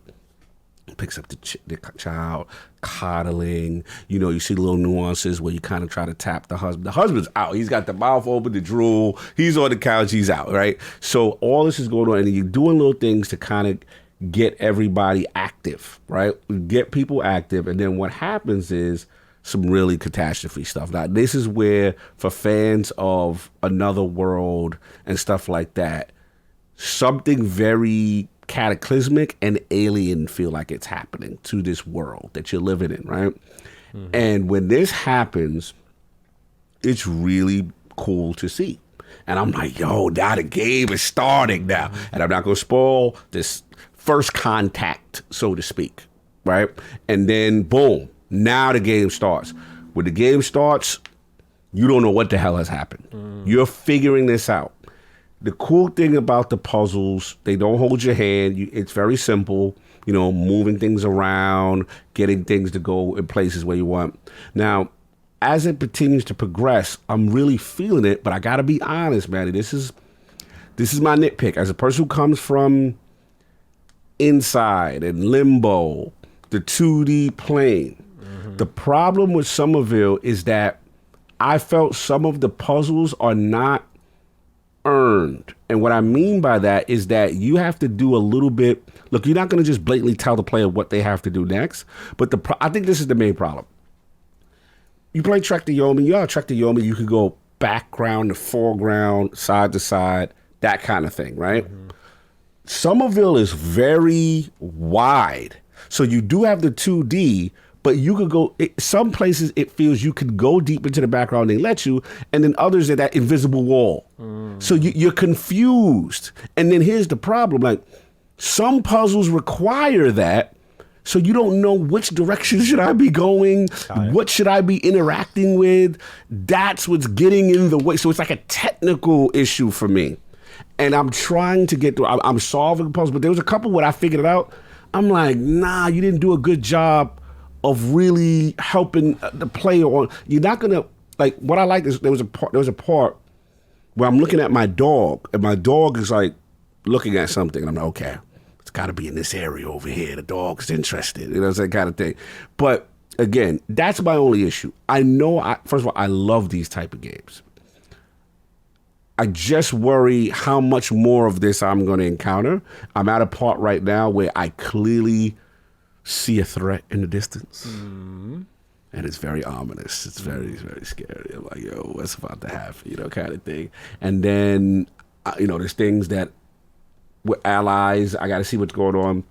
The game looks good. The game looks fun. Highly recommended if you're a fan of these type of games. That's my only nitpick, and I just hope it doesn't continue down that direction because it feels like they're getting in their own way with that stuff. But so far, so good. So then, obviously, it's all right. It's time to fire up that Pentiment. Yeah. And I'm nervous, Maddie. I'm just like, Oh. I don't know, man. Oh. Streak is in jeopardy. I'm sitting and I'll be talking so strong, and I'm like, I don't know. This thing look like a Bible verse. I don't know, like, what's going on. So I fired up. All right, cool. But I'm getting into it. And I'll be honest, the first 45 hour. Like, I don't know. Yeah, it's definitely a little dry. Very wordy at first. I'm like, okay.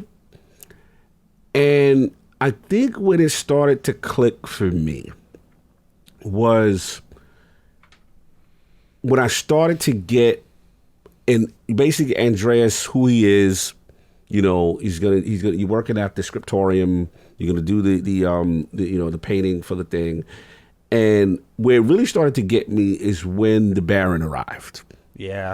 And when the Baron arrived, I was like, okay, yeah, who is this? Who is this guy, right? And then I started to establish who I am. And that's when the game started to go Disco Elysium from, okay, pick what style of player you are. You can be an orator. You could be a person who loves astrology. I'm literally starting to build out my skill set. And then what I love the game does so beautifully is like, besides the skill checks, when you do have these intrinsic traits that you've picked, you'll get that option on that trait that only you can. And I love games like that. And there's times that when you utilize it, there's one I picked for hedonism. Because I want to have fun with this playthrough. I got hedonism. Yeah. So I was like, I want to drink. I want where the party at, you know what I'm saying? Like, where's the festivities? I want to get it. And my character be flirting. Like, my character's out of pocket with the flirts to none. Hey, Sister Cecilia.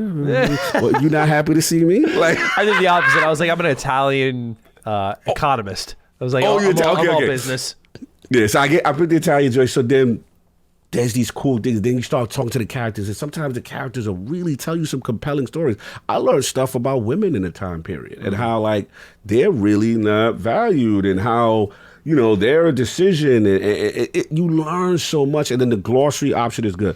But from the Baron to the murder, the game heated up. Like, I am thorough. Then I'm like, I don't know if I'm going back to Somerville just yet. Like, bro, there's a part where Pentiment have it hooks all the way in, and now I can't stop. So, again, is niche? Yes.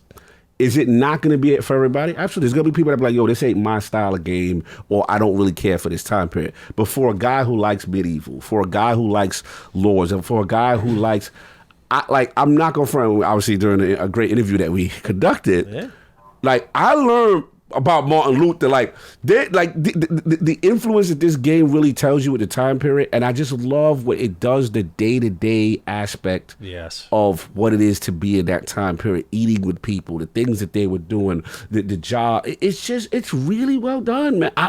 They got another one, man. They did, like, I can't believe it, because this was the game I was really skeptical. I'm like, I don't know if this is going to work, fam. Yeah. Your little passion project, I don't know, fam. Yeah. You know what I'm saying? Nah, they did that. Give it a chance. Give it, like I said, past the 30 minutes, 40 minutes. Bro, I always say, get to the murder. It's the same thing I said with Danganronpa. Get to the murder. Yeah. It starts to cook. There's a couple of twists, and then it becomes the player agency of, you got the time in the day, kind of like, persona energy and things you could do in a day, but you've got to make decisions that you can't do everything. Yep. So you have to be, okay, what's most important right now? Do I do this? Do I talk to that person? Do I get this in? Do I follow this person? And that's when it really starts to cook. And I'm like, nah, I'm in. I'm in. So yeah, Pentiment, highly recommend. I'm right there with you. Yeah. Pentiment, I said in my review, it's not for everyone, and you can read that as a negative, but much like you said, it's just that it's such a different style of game, and I really like different, especially when it's from Obsidian, and you see Josh Sawyer, who is inspired by, I believe he said, Darklands, and his historical background, went to college for, just being able to flex his creative muscles in this regard and make a narrative adventure game like this. It's really different, and I appreciate it for that. But one thing I will throw out there is I did most of my review on xCloud. Ooh. This is a really good Xbox Cloud gaming style joint. Yes. Like, it is. It is perfect for that. If you can play this on your Steam Deck, your Logitech G Cloud, I don't know if your phone's ideal, but some type of handheld format, I think you'll become engaged with it a little bit more. At least that's my working theory with like my experience with Danganronpa and Zero Escape is like, I have friends who like will hunch over in a computer chair like I'm in right now and play 50 hours of Danganronpa V3 on their big 4K TV. And I'm like, if that's what you got, that's what you got. That's fine. But just if you have the option to do handheld, you should, because it lends itself better to that type of experience for sure. And for those who had the issue that I would have with, as far as the looks, I will say that I've fallen in love with the art style to the point now because they do the subtle things. Like sometimes the characters' eyes will blink and stuff like that. They do little subtle things. But what I like is when they're expressive and they're like mad. Yeah. Or like you see the eye Andreas' eye like, whoa. And the game added tension. That was surprising. Yo, there was a lot of tension in this game. Like I said, give it a shot, man. Again, it might not be for everybody. It is definitely niche, but I love that they were afforded to do this because this is the game. I didn't think I needed it. Yeah. I'm addicted to it. Yeah, I really do like it a lot. It's a different style game. It's worth the download on GamePass. It's $20 otherwise, but it's definitely one of those. At least try it, get to the murder, see how you feel, because I think see how you feel. Like most games of the murder mystery, you get to that and you're going, well, what happened here? Like, what is the core of this murder? Why did this happen? And Bro, the layers are deep. The layers are very deep, and especially you start to get through some of the mini games, and it just has its own charm. It really does. Like it's all an art-driven game, so everything. If you love good art in video games, I believe Josh said Hannah Kennedy. I forgot the other gentleman's name. But they did a phenomenal job, really guiding the visual direction of this game. It's super unique. Absolutely. Now, I've also been playing a little bit of Halo Infinite. You know, that winter update dropped, and I just wanted to see what was going on. I wanted to pop in, see how the new fam was doing. And I gotta say, I like what they're doing here. I feel like finally Halo's getting to that point where we can believe in the vision. But what I've noticed here, and the reason I put it here is kind of like a talking point, is I don't know if this is bouncing back right now. Obviously, we don't have the Xbox numbers, which I think are more important, but you look at the Steam player count, the online buzz, it's more like videos being shown saying, hey, look at what Forge made. Oh, that's cool. Anyway, that's the type of vibe I'm getting right now, that obviously these bounce backs are gradual, but I think when you look at something like Cyberpunk, it felt like in a more immediate punch back, like player count is up and we've got content and people are talking about it and it's all that you see. But I just feel like, what's up? What's the face for? It's up to number 11. Okay. It's close to top 10 on most games played. At least on Xbox. On Xbox. I'm looking on Xbox. It's above Destiny and Rainbow Six Siege. Okay. Right now.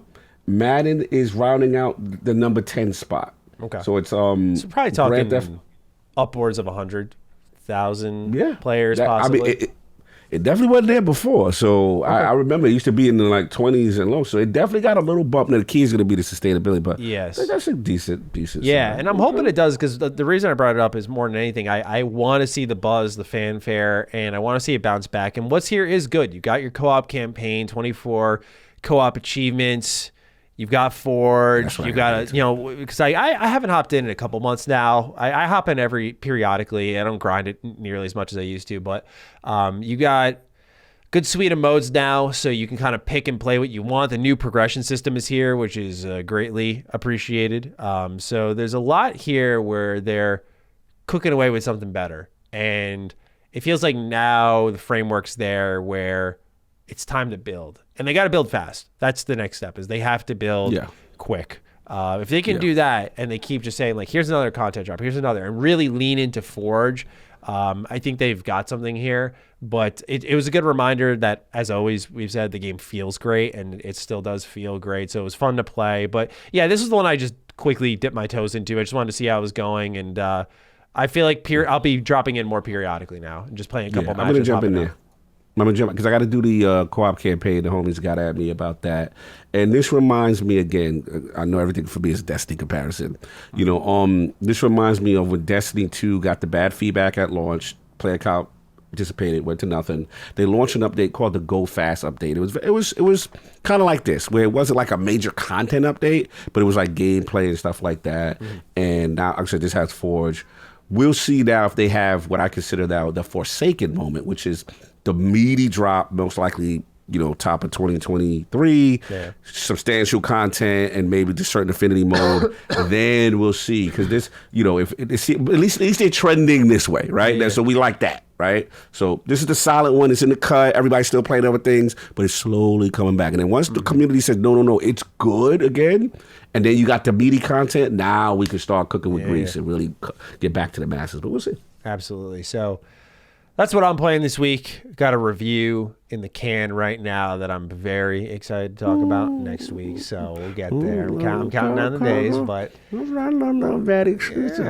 cruising along here. We didn't get Sonic or God of War, but we got some other things. So it works out. We embrace opportunities. Let's get into some warm-up questions from the audience, and then we'll begin with the news after.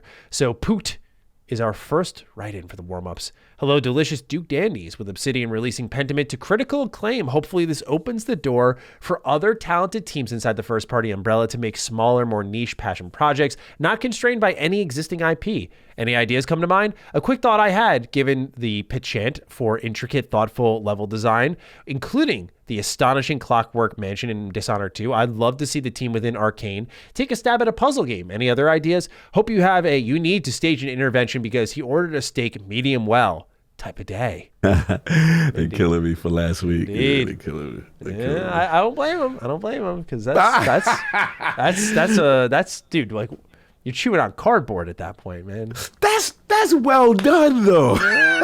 Anything with the word "well" in your meat is just no.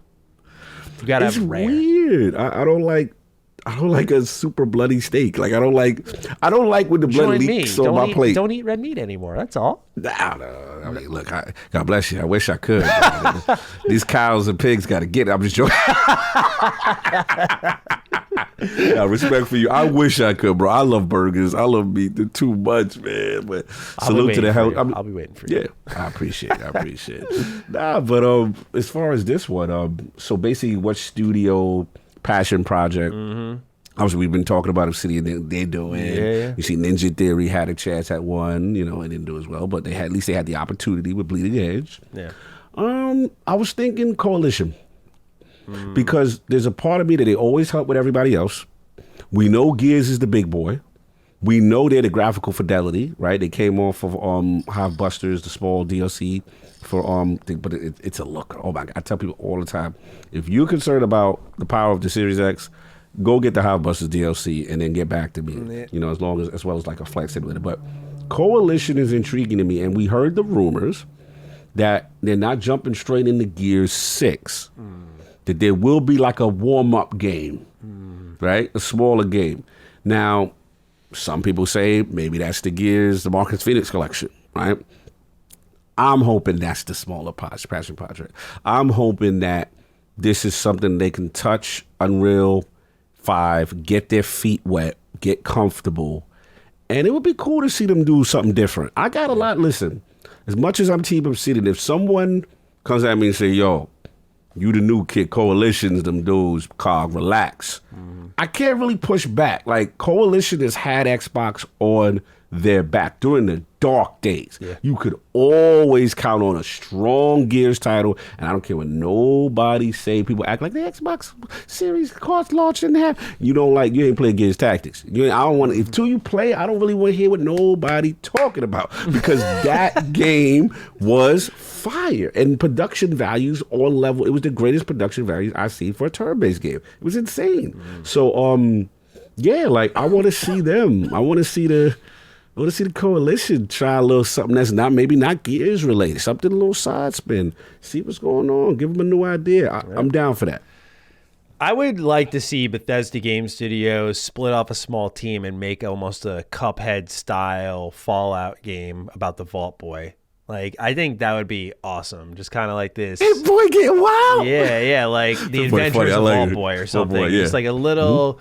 It's still an RPG, almost Paper Mario style, but with Cuphead graphics, and I think that would be a lot of fun. I think that'd be a lot of fun. Fire. Yeah, I'm with you. The way the Vault Boy is, he just, as a character, lends himself to that style of game. Make it turn-based and just have some fun with it. I just feel like that's a spin-off idea that Bethesda, they could take that idea. They could eat it up. I think It's one on like a long list of game ideas I have. And I'm like, bro, we'll pick that one out. That is a slam dunk because it's on multiple reasons. One, it's a hilarious character. Yeah. I mean, when I do special, I look at all the things he's doing and all the faces and the foolishness. He's fun, right? Yeah. And then think about this, which you just opened my mind up. This is somebody that you should be adding when you have your little mascots. Mm-hmm. Bro, we need to see him in the Smashes. Yeah. He's a mascot, bro. Yeah, you're right. Actually, good call. Good call. I like that. Yeah, so Bethesda, that idea is yours until one day I have the capability to pitch it. Then it's mine. All right, number 2. My man. Custom Alex. Hey, Dukes. This week is the 2-year anniversary of the Xbox Series X and S. Ryan McCaffrey had posted the first 2 years of all 3 Xbox consoles. How do you think they compare, and which has the 2 best years? Have a great day, Dukes, and have a happy God of War week. Thank you, Alex. We hope you do as well. I thought this one was interesting, so I'm going to read it out to you all, and then, Cog, I do want to have your read on the situation here.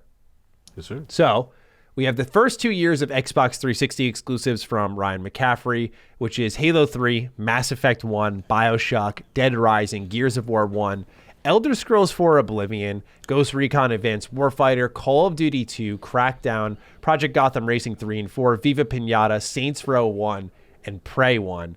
Then Xbox One in the first 2 years had Forza Motorsport 5, Forza Horizon 2, Halo the Master Chief Collection, Halo 5 Guardians, Ori and the Blind Forest, Rise Son of Rome, Rise of the Tomb Raider, Dead Rising 3, Power Star Golf, Loco Cycle, Forza Motorsport 6, Sunset Overdrive, Titanfall, and Peggle 2. Whereas the Xbox Series consoles in the first 2 years have had Halo Infinite, Forza Horizon 5, Microsoft Flight Simulator, Pentiment, Tunic, Gears Tactics, Grounded, The Medium, Somerville, The Ascent, Scorn, Crossfire X, 12 Minutes, and Echo Generation. I mean, dude, you can't argue one thing, and that's that the 360 generation was fucking insane. Those are all like greatest of all time caliber titles in a 2-year window. That's absurd that they launched. Stop the fight. Yeah. To old people. Yeah. To old people, stop ringing the bell. Like they could have stopped after the first. They could have literally just said Halo 3, Mass Effect, BioShock. You don't even want no smoke. Yeah. Like they could have, and then we got the nerve to have Gears of War and Elder Scroll. Stop the fight. Like, Saints Row 1 was amazing too, I thought. So exactly.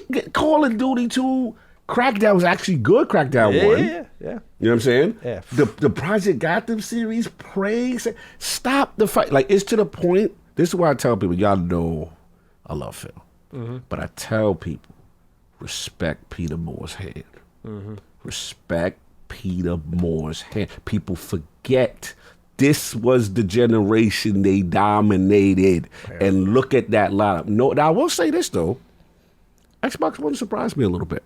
Yeah, it's pretty good. Xbox One is not as bad as I... No, I always say that. The first 2 years as Xbox One player, not bad. Not bad. Yeah. Just you gotta like some racing games. You gotta throw that in the mix. Yeah, you gotta like some racing game. Yo, Rise of the Tomb Raider, Rise of the Rome, Ori was great. The Forza, you definitely gotta like racing, definitely. But Dead Rising 3 was a nice Titanfall debut. People have I love me some Titanfall. Like that was one that again slipped through the cracks. I don't know what happened there, but it's not as bad. You know what I'm saying? And Series X, again, you know, we're not saying. You know, it's terrible, you know what I'm saying? But it just cannot compete to me. 360 is just lapping. That's the greatest console. But I will say this to the series consoles, and I think I've said this with Kingdom. It still has the potential to be the greatest Xbox gen, a console of all time when it's all said and done. Yeah. I think that it could have the longer tail, and then when we revisit 360 versus series consoles, let's come back and see after all the heavy hitters drop. Then what, right? Then we're going to see. But yeah, great list. I like this. Shout out to the Duke McCaffrey. Absolutely. So, yeah, I'm right there with you. I think the Series X, the 360 and the One looked pretty sharp. You got to remember things like Halo 5, no. Master Chief Collection did not work until like the last number of years. But like I always think fondly of Ori, and we always speak about Rise Son of Rome here. Dead Rising 3 I loved, but Sunset Overdrive 2 is like I still think one of the greatest Xbox exclusives ever made that just no one talks about. If you want to know where Spider-Man's movement and traversal came from, it's right baked into that game. So go check it out. But I will say for Series X as a generation, it's faults, and certainly some of these games here that came up short on the review scale. I like the diversity a lot here. I do like that a lot. And that's something we've always complimented them on. So seeing it in a spreadsheet does paint a little bit of that picture. But I agree. Thank you for the writing, Custom Alex. I was not aware of this sheet until you sent it our way. Yeah, salute. All right, last question. We'll get into the news. Sean Y writes in, "Hey Dukes, it looks like Sony has added another industry-shaking release to their record with God of War Ragnarok. Everyone is talking about it and will continue to do so for the weeks and months to come. They seem to do this at least once a year, and in some cases multiple times a year, such as in 2022, 2020, 2018, etc.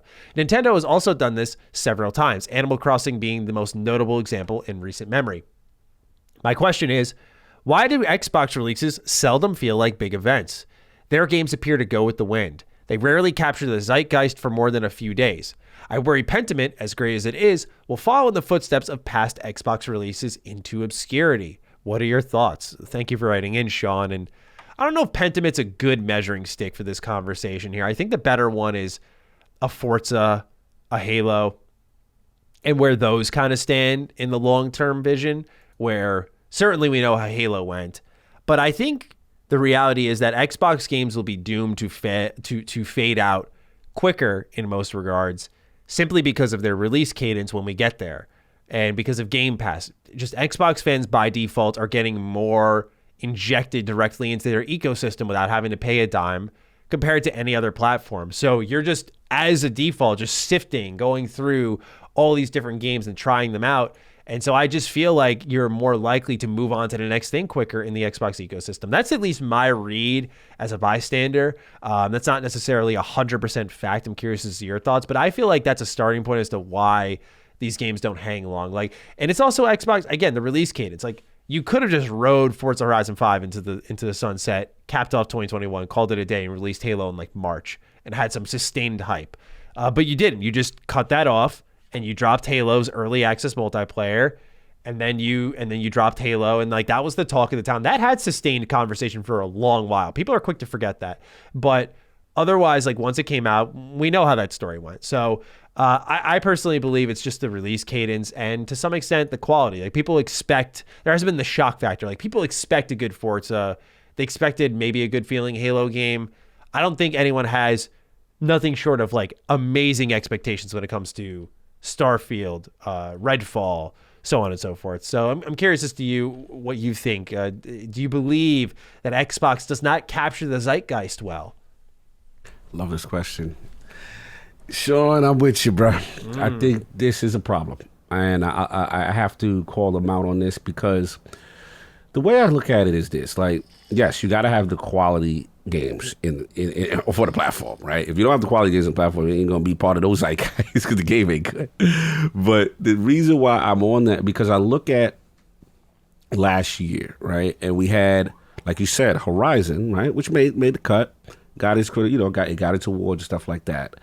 But I look at Halo Infinite, and I believe it came out right after the cutoff. To me, it's always about the Game Awards. And the reason being is that Sony is very cognizant of this. Mm-hmm. Sony's whole MO from a studio standpoint is they want the critical acclaim. They want to meet the deadlines for God of War Ragnarok. Made sure it got in time before the cutoff, right? So to me, that's them with their finger on the pulse of we're trying to create an identity that we have high quality, highly review games, and we want to be celebrated on the biggest platform because guess what? That creates influence. Yo, how many nominees Sony games is there? How many? You see what I'm saying? Mm-hmm. They're always constantly in that zeitgeist, in that moment. They recognize it. And Xbox, I still feel, has to do a better job. I think the only negative to letting people create and release when they want to is that you may miss those windows. So now, Halo, get this. Halo Infinite is not even nominated on anything for the Game Awards. Technically, this is the year because it missed last year, and now it's too late. You missed the zeitgeist, you missed the moment. You're not even getting a multiplayer. So now you've come and gone. You see what I'm saying? Yeah. So I think what they need to do is, one, get close. They've made improvements for making close with the Game Awards, doing, Hellblade releasing and the system actually. They're getting the relationship. I told people the Kojima thing was huge for other reasons. I told people that is a huge deal. They know it. They understand. They need to improve there. And the last point I'll say is, next year, provided Starfield does what it's supposed to do, it's going to be in the mix. You know what I'm saying? Rev 4 and stuff, they're going to be in the mix. They know what they got to do. The key is the execution, being good, submitting on time, and making it a point. And I think that will change. But prior to that, I'm with Sean. Like, I don't feel they've done a good job with that. They need to put their titles in the mix so that they're celebrated during this. The times they do well, I don't think they reward themselves with it enough or market it enough. You know? Very well said. Let's get into the news, where our number one was really defined by the audience. I had a different story up as our number one, which was like Phil talking about Call of Duty and whatnot. But then the write-ins were just overbearing. There were so many talking about the Game Awards. So I want to make sure that we respect the audience's desire to have a chat about what's going on here. So the Game Award Game of the Year nominees are in, and they are as follows: Elden Ring, God of War Ragnarok, Horizon Forbidden West, Xenoblade Chronicles 3, A Plague Tale Requiem, and Stray. Meanwhile, Elden Ring has been nominated for Best Narrative and Sifu for Best Fighter. Let's start off with VRG. Hey Dukes, what's the deal with the pop culture's obsession with cats? People expound how tired they are of Marvel and Star Wars. Well, I'm tired of cat stands. Certainly Stray would not have gotten the Game of the Year nomination if it wasn't about cats. I mean, they shit in the house, then they climb on countertops and tables with their filthy paws caked with urine-soaked cat litter. People are preparing and eating their meals on surfaces contaminated with cat shit. And don't even tell me your cat doesn't do that. Those deceitful vermin just do it when you aren't around. Well, am I right? Or are you guys cat stands? So, Cog, we have a cat hater in the villain here. Stray has angered the masses, it would seem. Yeah, people are not happy with this shit. I see people. First of all, stop the cat hate. I like cats. Stop it. But I like cats. Yeah. You know what I'm saying? So my thing is, look, Stray's catching a lot of bullets. Stray's catching strays. Yes, yes, it is. Yeah. I can't. I didn't play it, so I can't. I don't want to be disrespectful and say it don't deserve. I didn't play it. You know what I'm saying? So for people who play it, they loved it, said it was unique, kind of thing. This is the vibe I get. And I could be wrong. I might get dragged for this, but I'm going to say it. I feel that the Game Awards right now, a lot of stuff they still got to improve. I love that it exists, but I do feel with Game of the Year, there tends to be a pattern. The Sony exclusive, representation. The Sony exclusive, the Nintendo exclusive. Unfortunately, Xbox does not have an exclusive here to put in it, right? Mm-hmm. So that would have been there. And get this is the new thing, and I'm going to get a lot of flack for this, but I do feel there's this, we must have the token an indie. Yeah. A token, let's call it, right? We're just going to be real. Now, there's a part of me that understands, because indies don't get the love. Some indies punch above their weight. They should be there. I'm not saying indies do not deserve. Do not misquote Cog and say, if Cog said indie does not deserve. I'm not saying that. I'm just telling you what the format of the nomination seemed to be baked in, right? And the thing to me is there's the pushback with Stray from what I hear. People feel they were more deserving indies than that, right? So I don't know here. I can't go too crazy because I didn't play Stray.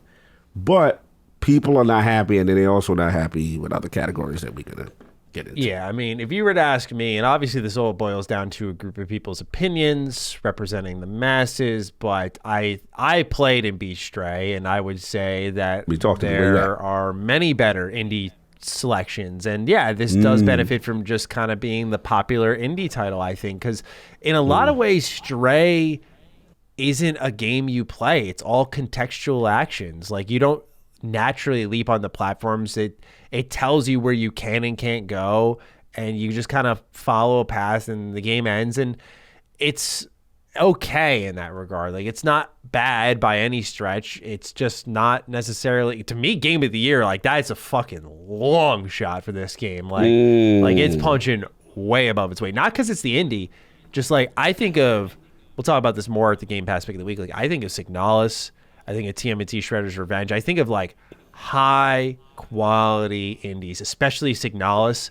So the fact that Signalis is not in this conversation is really shocking to me. I mean, that is the best indie this year, and I love TMNT, but that is the best indie this year. And I feel like sorry, no, go on.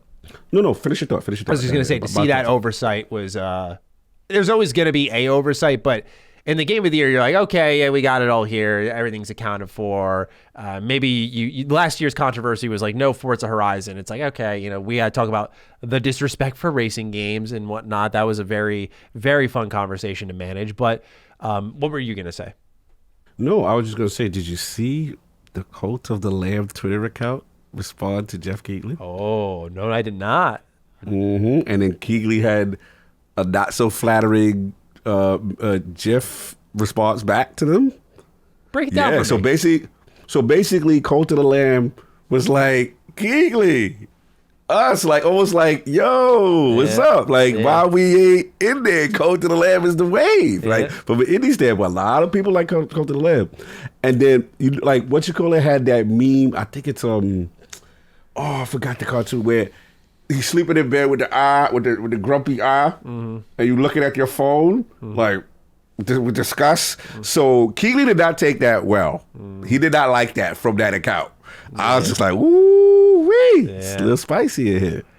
Yeah, I mean, a lot of write-ins are here about just like Sifu, even, for example. Cult of the Lamb is not just one. Sifu is also one of the best indies of the year. The fact that Sifu isn't there, I mean, we again have to resurrect the continuous perpetual cycle, which is that these motherfuckers who submit to this ballot can't remember what the fuck happens after June. Or I'm sorry, before June. They just can't. It's every single year without fail. Outside of Elden Ring, which had the most sustained conversation we probably have seen in the modern era of gaming for a single player game. Multiplayer components, but you get what I'm saying. Like, I feel that is continuously an issue in our industry. Sifu was one of the first games to come out. There's a reason why everybody's waiting until the end, right? I feel personally this continues to plague the conversation on games. That, and of course, what games that we do play. I was pleased to see, though, on a positive note, Xenoblade Chronicles 3 made the cut. Yeah, that was cool. That was definitely one of the better games this year. Definitely a strong JRPG, so that was pleasant to see there. But again, I just think it always comes down to what we're playing, when we're playing it, how quick we are to forget it. Because, I mean, press has been very open about this. I don't even think much of the submissions, but I just think, like, just because you don't give a shit doesn't mean you hand wave the responsibility, because at the end of the day, this is speaking to millions of people. Like, every year, Keely's like, we reached 20% more than last year. We've passed 15 million views. So, like, you got to hold some of your responsibility, whether you like it or not. If you don't like it, as I always say, step the hell out of the way and let someone else get in your position.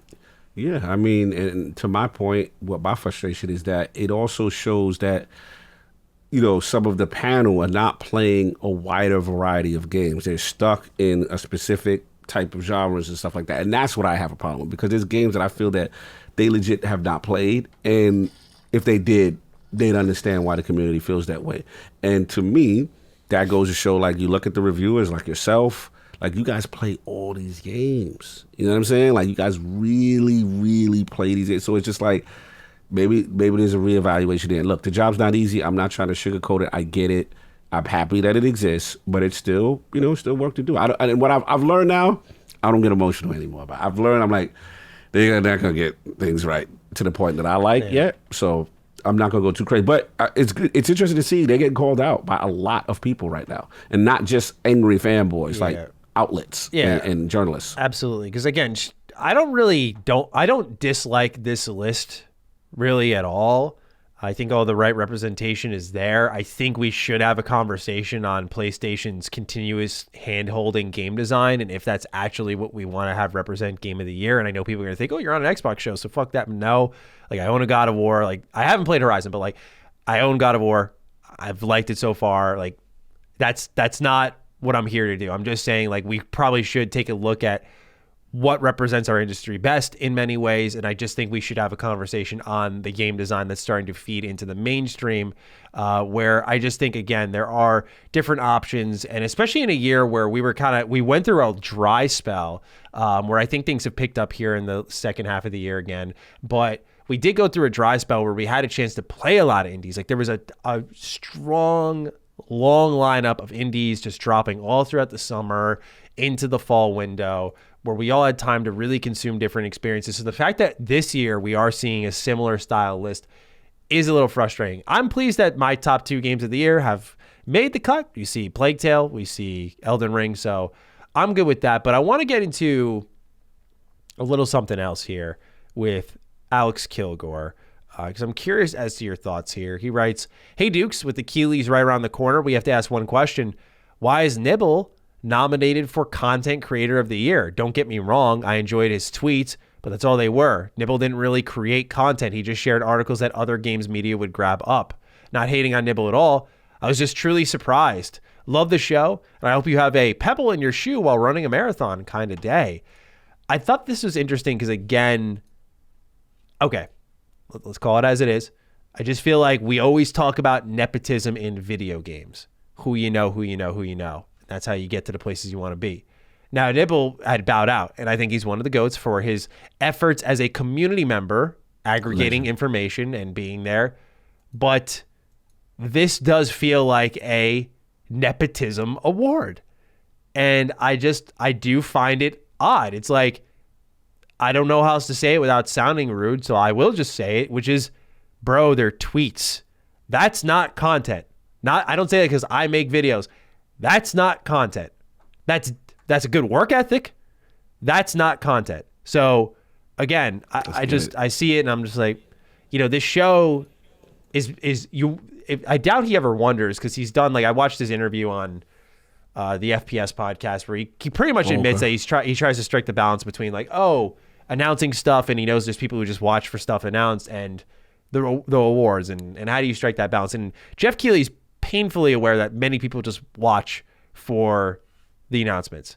But I feel these types of nominations just embolden that more and more and more and more, and make the, like, particularly this year, make the nominations laughable. Maybe I'm overreacting because I wasn't, like, when I read it, I wasn't fired up, but just going through it, looking at, like, again, like, Sifu is best fighter, Elden Ring is best narrative. Are you fucking kidding me? I love Elden Ring. Like, that was my game of the year, bar none, until Plague Tale. But we cannot pretend. I love the lore of a FromSoft game. I love diving in, learning more about it. But we got to be able to separate when a universe is really appealing versus actual narrative delivery. And the fact that we have the big wigs at the top representing, like, this is the best narrative. Imagine some motherfucker watches this shit and says, "Oh, Elden Ring won best narrative. I'm going to try it out." And you don't get a goddamn story at all. Are you fucking serious? Like, it's actually mind-boggling. Sorry, I'm going off though. No, please, to you. The question was about Nibble, but I went off, so please go on. That's why I stopped getting mad, because I was just like, you know what? You just go work yourself up, Cog. And it's not good for my blood pressure. No, bro. I'm talking, you know what I'm saying? I got to keep my blood pressure down. Black men got to keep their blood pressure down. So that's what I'm trying to work on now that I'm older. You know what I'm saying? But, like, bro, like, look, shout out to Nibble. The guy's a legend.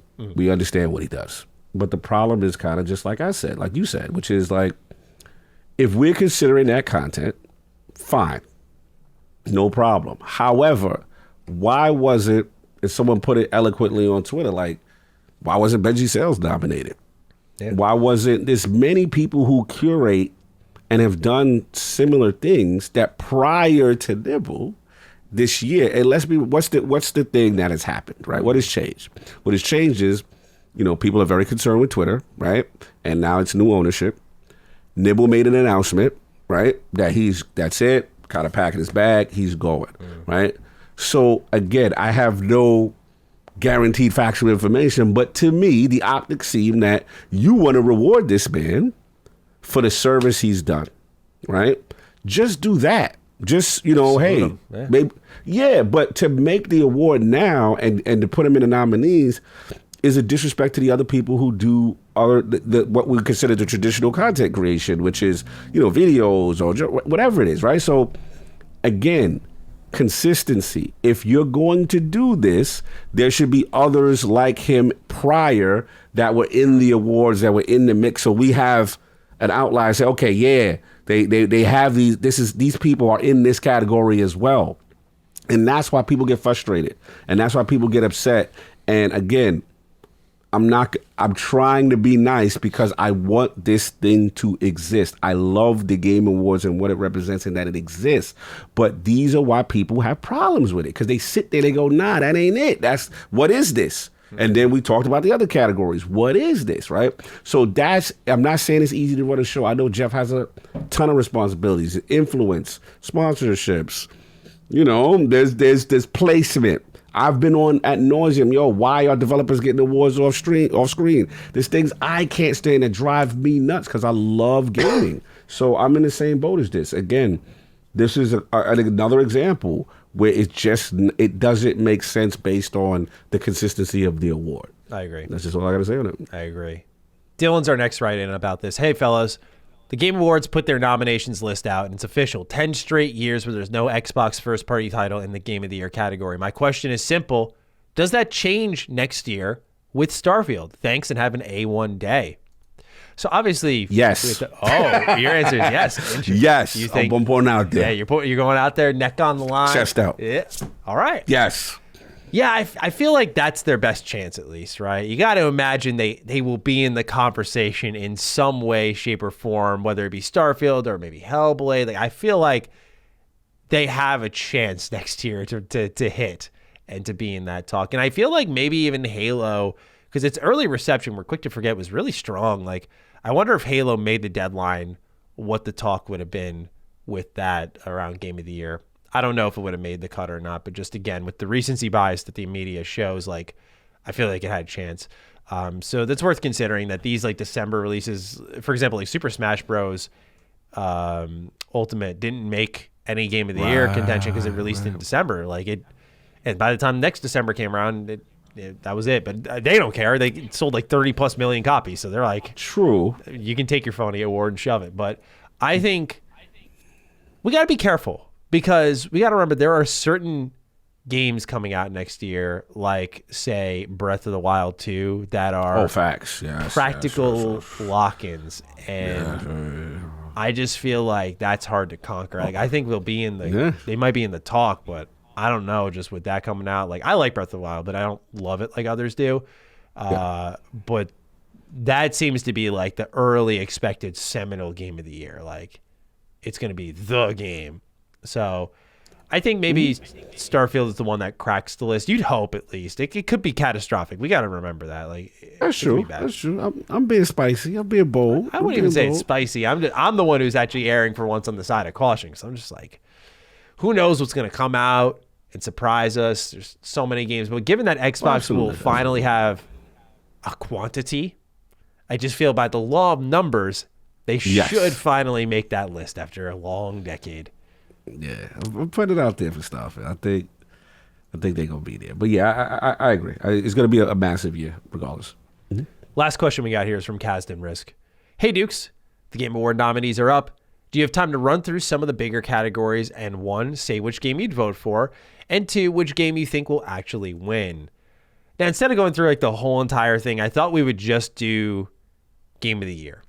Like, what do we think will win Game of the Year? Because to me, I feel like everything here is just an honorary selection outside of Elden Ring. If Elden Ring does not, PlayStation Nation come here, it's nothing to do. I know you're not saying it is, but I gotta make it clear, just for the record, it has nothing to do with it being PlayStation. He's a fan. He's an Xbox fanboy. He don't want. Bro, on a side note, I posted as a joke that Sonic was my game of the year, and I got PlayStation fans coming after me because I wasn't talking about God of War. I was like, yo, what the fuck is good with some of you? Like, this isn't every PlayStation fan, but I'm like, really? Really? I can't make a joke. Dare you not like it as a 10 out of 10 perfect experience? Yeah, but how dare you, I didn't even say anything bad about it. I was like, what what's going on here, man? Like, how do I get dragged into this shit? Like, I'm not even talking about Xbox or PlayStation. But if Elden Ring, to me, if Elden Ring does not win Game of the Year, like my personal Game of the Year right now is Plague Tale. But like, if Elden Ring, for all it did as a AAA game, for how it broke the mold, for its sustained attention, for its absurd achievements in game design, if it does not reach Game of the Year, we're going to have a big problem here. I think there's going to be talks all over the internet on what exactly happened, because I would be very nervous. I'd be very nervous, man. Because like, if God of War, for example, or Horizon were to be the ones that win, not that they don't deserve it, but we have to be realistic. I don't care what kind of PlayStation fan you are or gaming fan you are. We have to be realistic that Elden Ring has done something that no other game has done probably since Skyrim. And that's an achievement. That's not a common achievement at that. Like a Plague Tale, just its story and its emotion captured me throughout a 20-hour ride. So I loved it for that. And it did win me over. But Elden Ring, man, is like a special, once in a maybe generation type of game. Do you agree, though? Because I think like this has to be the one that wins. That face. Oh, Mr. no. Matty plays. Oh, no. I hate to break this to you because I got to quote my Iron Lord brethren, Lord Solve. Oh, no. He astutely brought something to my attention that I now remember vividly. Do you remember the year 2018? 2018 Game Awards. And Walk me through it. We go through the Game Awards in every category. Red Dead Redemption 2, winner. Best this, best that, best this. But at the very end, when it came to Game of the Year, Cory Barlog got on that stage, the tears were flowing, 2018, boy. And I'm not saying God of War does not deserve it. I'm just telling you what happened. Red Dead literally royal flushed out those awards, except the big one. Be careful. Ragnarok I'm feeling a little less confident. Ragnarok has influence, and I hate to cause. I gotta be a little fanboy and cause a little drama with this. People are pointing out to me, and again, he's gonna say Jeff Keighley is not on the board, but Jeff Keighley has put out a series of tweets when Ragnarok was announced, and he was just like, pinnacle of game design. I know what the team over there. This is and again. The question becomes, as the show hosts are, should you be tweeting these things out for your award show? Now, other people say Cog and fight back. No, don't do that bias thing, Cog, because he was pumping up Elden Ring and he had the spot for the debut on Elden Ring. Okay, fine, whatever. I'm just saying, like, there's recency bias, and there's two, Sony exclusives. Oh, wait. We are going to see. I'm not sure. Now, I'm with you as a person who, play both. Look, and I'm not even a Souls guy. Y'all know me. We better be careful what might be on the most overrated game. But I'm not going to do that. They try to get me to do that. I'm not going to do that. I mean, Dustin, you're marked safe for Houston. You're marked safe. I mean, that'd be a great pick. That'd be spicy. Nah, I ain't gonna do that. I mean, I have my issues with Elden Ring, but I know what Elden Ring is. Okay. I know what that I'm did just saying, if you to want the to have a little industry. fun. I could have fun and really blow up the whole awards and have a whole bunch of fun in Houston. Yeah. But I want to pick something better, because at the end of the day, there is something about what's over the horizon. What is that? What's going on? Figuring out not being handheld, Souls to the next level. And the thing about the old Souls is when you couldn't get past something, you just couldn't get past something. That's your game. That's it. This is like, okay, I'll come back to you. I'll figure this out. And it was really masterfully done. It was zeitgeist, and it's open world. It's a vast thing. And I'm not disrespecting Ragnarok. The consensus, what I'm hearing from a lot of people, some people feel like, it's still as amazing as it is. It's more of the same. Mm-hmm. Right? Even some people are still talking about the initial fight with, they like 2018's initial fight with the Stranger versus who you fight. And some people say, hey, if they literally just remixed it with something else, right? Without spoiling. So, look, I probably lean towards Elden Ring as well. You know what I mean? But, and remember, I'm a hashtag just one guy. You know what I'm saying? So God of War Ragnarok feels my energy. But just be careful. I don't know if it's going to be a slam dunk. The attention that Ragnarok is getting, bro, it is really, and then the graphical fidelity piece. People like shiny things, and I have to give God of War, come on. As far as looks. Absolutely. Yeah. Looks through it. You know, bro, that's a looker. So we'll see. We'll see. We will see. It will be an interesting conversation nonetheless, and I could definitely see another Red Dead coming through. I forgot about that year. That was bad. Yeah. Was bad. Red Dead, Saul is furious. He still feels he's been robbed. Yeah. Red Dead is his game, bro. That was a robbery. I'm sorry, but like, I liked God of War, but Red Dead, like, people said Red Dead 2 was generational, bro. Like, I would agree, bro. Rockstar only comes around once in a blue moon. Appreciate it while it's there. All right, let's move into number 2 here for the news. Phil Spencer took an interview with The Verge and made a key commitment to Call of Duty and PlayStation with notable irritation, may I add. He says the following when he was asked about PlayStation, cutting off the interview and going, native, on the platform, not having to subscribe to Game Pass. Sony does not have to take Game Pass on their platform to make that happen. There's nothing hidden. We want to continue to ship Call of Duty on PlayStation. This idea that we would write a contract that says the word forever in it, I think is a little bit silly, but to make a longer term commitment that Sony would be comfortable with, regulators would be comfortable with, I have no issue with that at all. He continues on to talk about Keystone, which is now the currently shelved Xbox cloud streaming device, saying, quote, it was more expensive than we wanted it to be when we actually built it out with the hardware that we had inside. We decided to focus that team's efforts on delivering the smart TV streaming app. It was really just a direction. Okay, we're going to focus our effort on our partnership with Samsung and where that app might continue to show up in different places over time. With Keystone, we're still focused on it and watching when we can get the right cost. When you have the Series S at $299 and during the holidays you might see some price promotions, and obviously you have the Series X higher. I think in order for a streaming-only box to make sense, the price delta to S has to be pretty significant. I just want to be able to include a controller in it when we go do that. It really is about whether we could build the right product at the right price, or if we couldn't, how could we focus the team's effort? We decided to go do the TV app with Samsung, and we're really happy with the results there, which, by the way, they've now said are going to other Samsung TVs. Yes, so, yes. Good timing on that.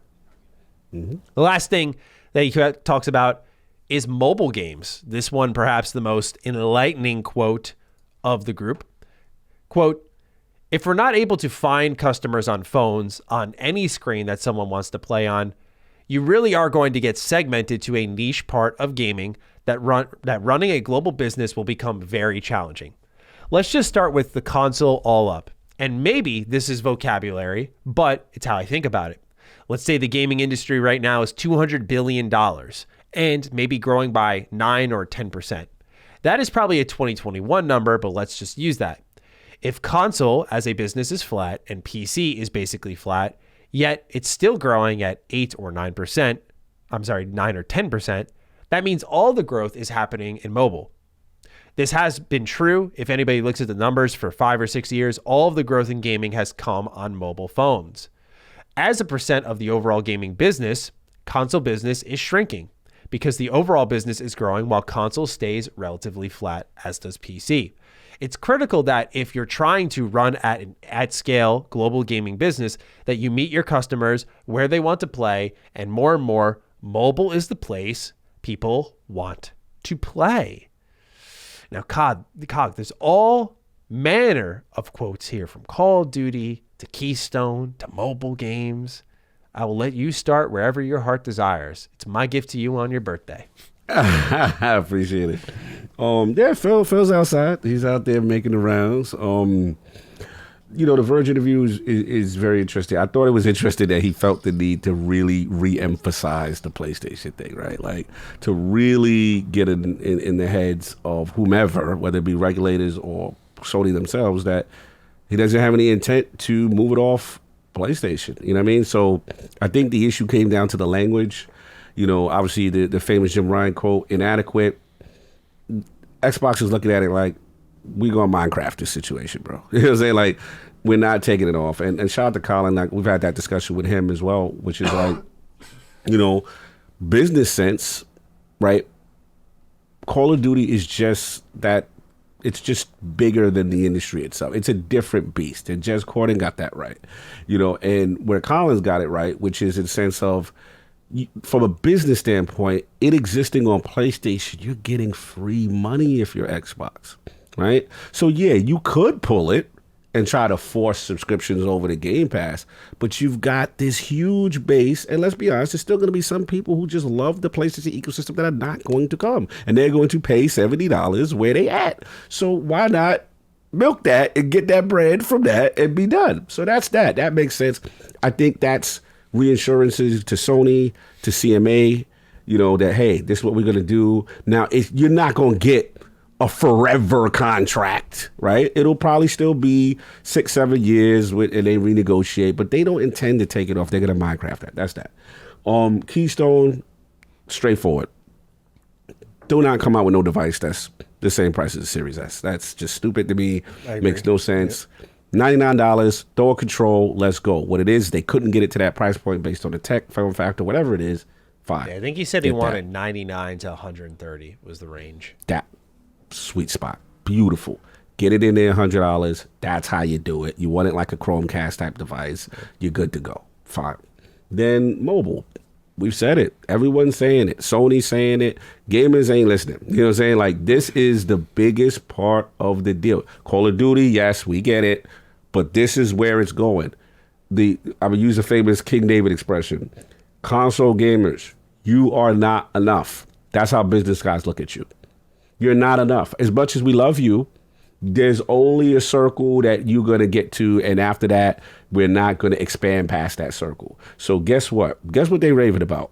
PC Game Pass growth. We did 159%. We did growth that they're not getting from the console, and they're just going to grow bigger outside of it. That's where this push for everywhere from Xbox is. Same thing with mobile. You best believe it's going to be that Candy Crush, Call of Duty. They're going to get that service in there. They're going to get those gamers, especially those demographics that they don't reach in those markets that they can't sell consoles. This looks sense. I know gamers get scared when they see a statement, when they say mobile is the place people want to say, because they're like, yo, I'm never doing that.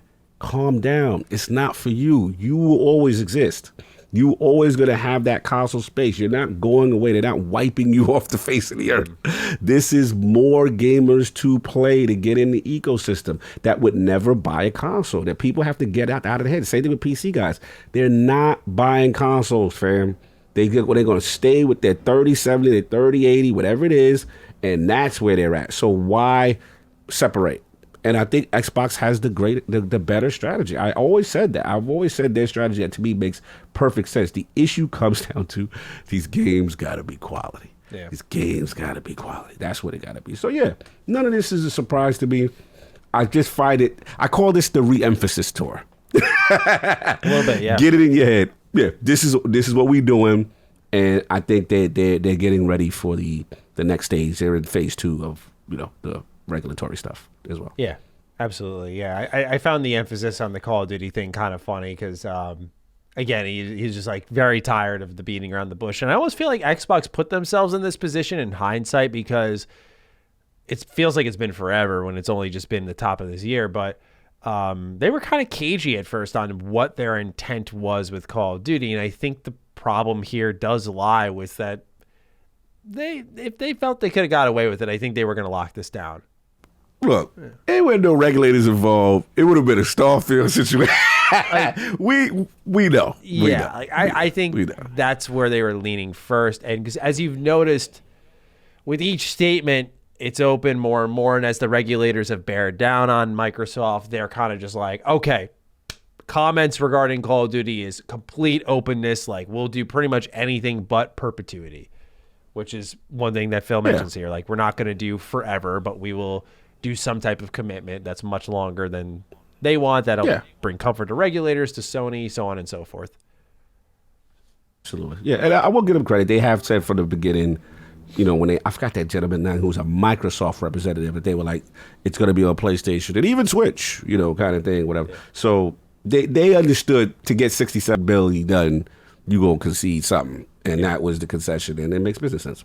Absolutely. And Keystone, Keystone I'm really keen on because I've been messing with the Logitech G Cloud for a couple weeks now, and I gotta say I've been like really happy with it. I've been really, really happy with it. It's a premium companion device is how I've defined it. Like it's very much just a thing that, you're going to use if you have the money to throw at it. But if you're like me and you don't like your phone or your tablet being your primary gaming device, if you will, or gaming companion, then this is a good way to work around that.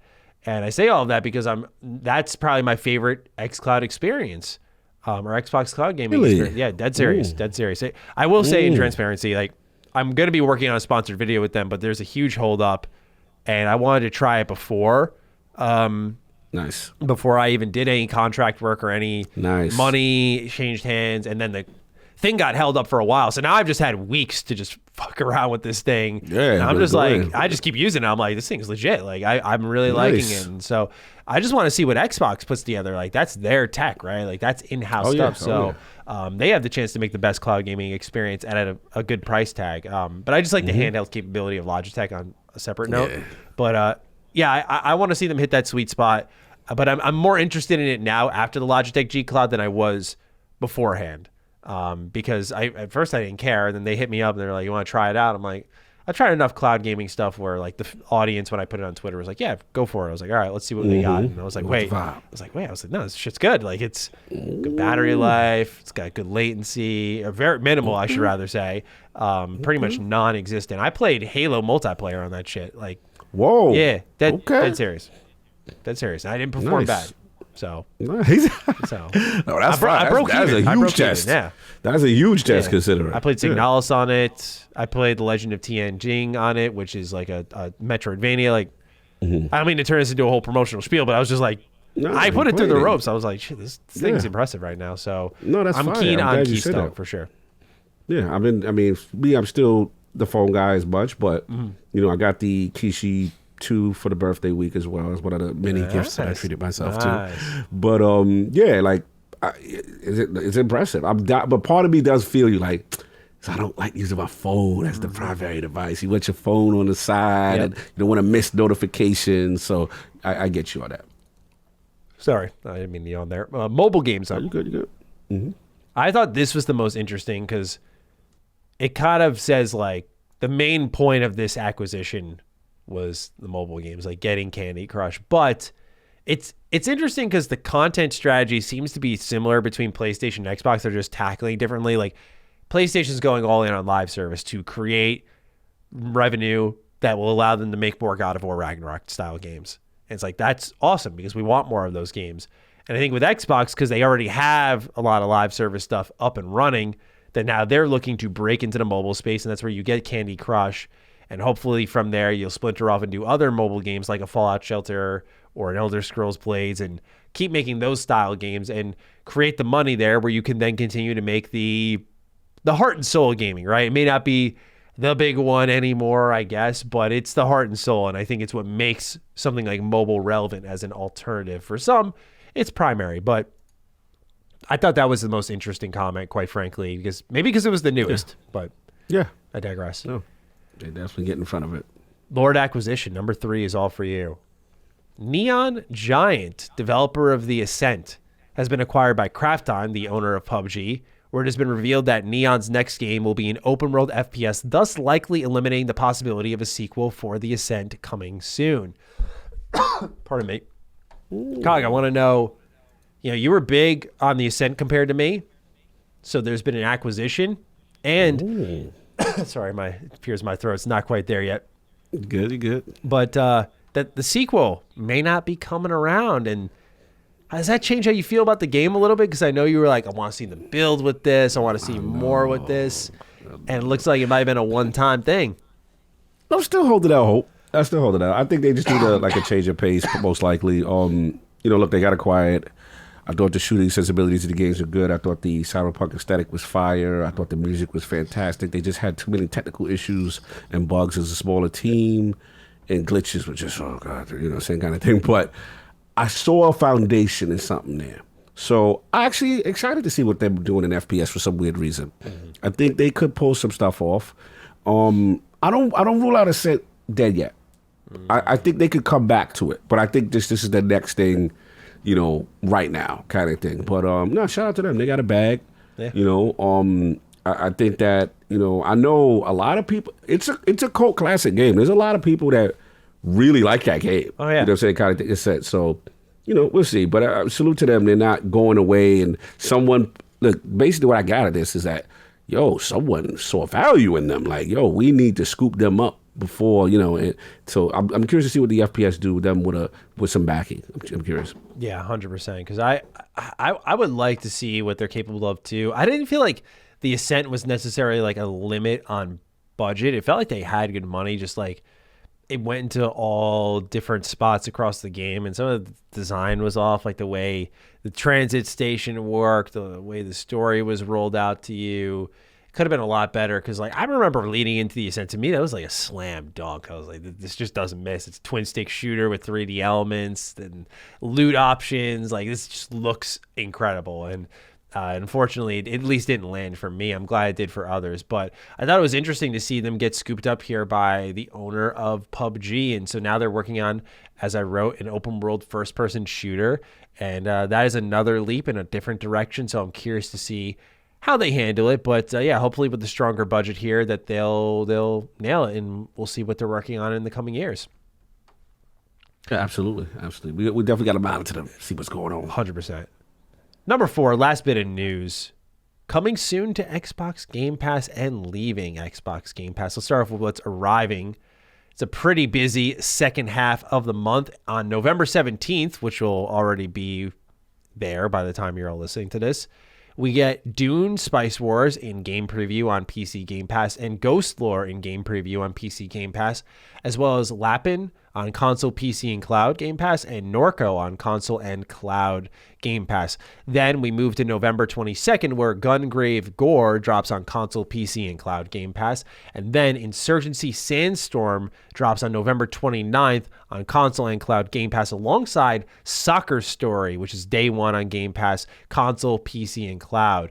Last but not least is Warhammer 40K Dark Tide, one of the bigger ones for Xbox Game Pass, or rather I should say PC Game Pass. The console version did get a delay. It's coming out on PC first. That's November 30th. So a pretty busy and fun looking second half of the month here for Game Pass. And then what's leaving is Archvale on November 30th. All of these are leaving November 30th. Archvale for console, PC, and cloud. Deer Simulator, console, PC, and cloud. Final Fantasy 13 2's out. Man, that one stinks. Console, PC, Game Pass, it's gone. Mind Scanners, console, PC, cloud, that's gone. Mortal Shell, console, PC, cloud. Space Warlord Organ Trading Simulator, console, PC, cloud. I'm telling you right now, if you want like a free high Chivo count, this is a game you should probably play before it goes. Undungeon, console, PC, and cloud. And Warhammer 40K Battle Sector. All of those are leaving November 30th. Cog, anything you're mourning the loss of or welcoming the entry of to Game Pass? Got my eye on Gungrave Gore, covered it, based on an anime.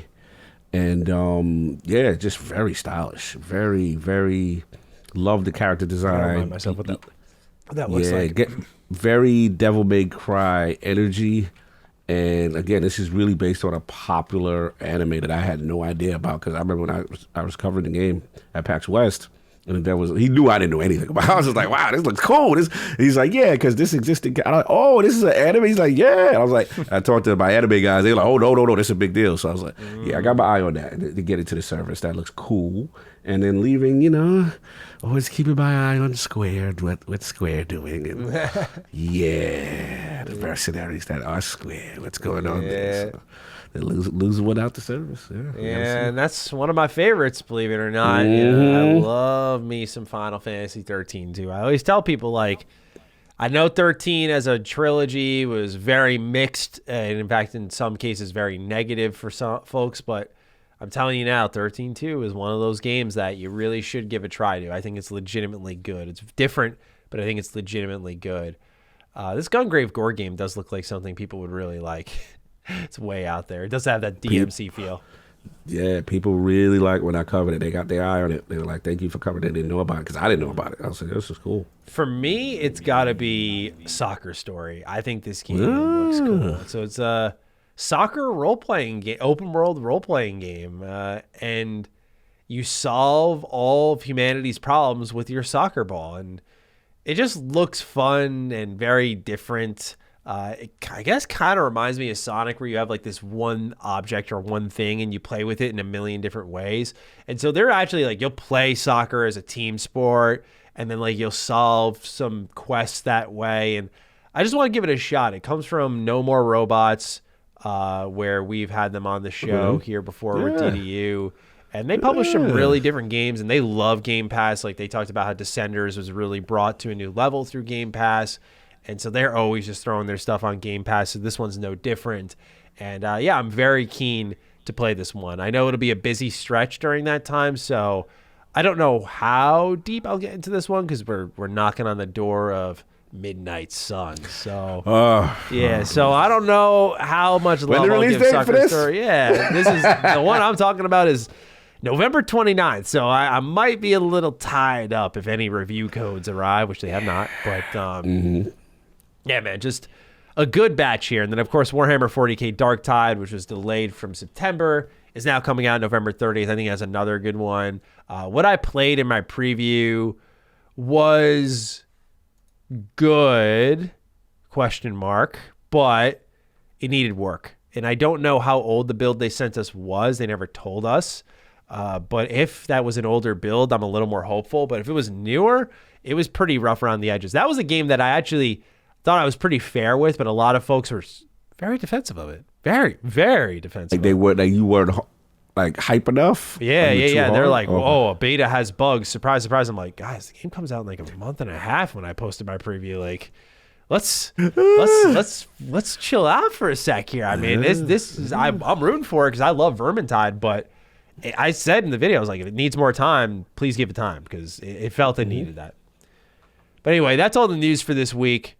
So we now move on to our Game Pass and back compat pick of the week. I am the one who put it in this week, and I picked Signalis, which I said I was going to talk about hard for this. Let me hear this. You've been going hard for this. I was very impressed by this. So I saw on Twitter the Sphere Hunter posted that she really liked it. She said, like, this game is perfect. I wouldn't change a thing. If you know anything about my taste, you know I love this type of stuff. Like, it's amazing. And I know she's like a big fan of survival horror. So I was like, okay, I'm going to give it a shot because that's always, I say, my low-key favorite genre. Like, I'm a big RPG guy. It's my favorite. But like, if there's one that I forget I love a lot until I get back into it, and I'm not too cognizant of it until I'm playing it, it's survival horror. Because like, it's got the word horror. So I'm like, no, not that. No, not really. But when I'm playing it, the tension, the atmosphere, the tight gameplay mechanics, like it's such a magical genre. So I've come to be more conscious of my love with it. And I fired it up. It's about a 9.5 hour game is what it took me to beat. It's got multiple endings if you so desire.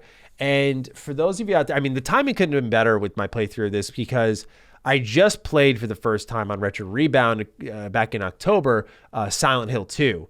And I felt a lot of the inspiration from Silent Hill here in Signalis. So a lot of the story is very much up to personal interpretation. So it's got it. I can't even say I had a full, complete, 100% grasp on what was going on. I have my own thoughts and assumptions, and I don't really want to give those out here because I think that's part of the fun is trying to piece it together. But much like Silent Hill, you're crawling through this very supernatural environment.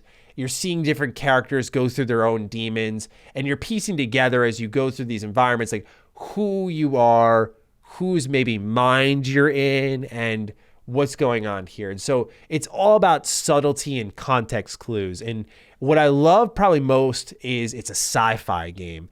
So you're what's called an Elster, and there's these different kind of synthetic androids, if you will, that are crawling around this facility, each with their different types of functionality that are being tested. And as an Elster unit, you're like a support to this girl, Ariane. And you find out your connection to Ariane and what your purpose as this unit is as you go through the story. But again, the universe here is very gripping just because of that. I'm a sci-fi guy through and through, so it speaks to me more.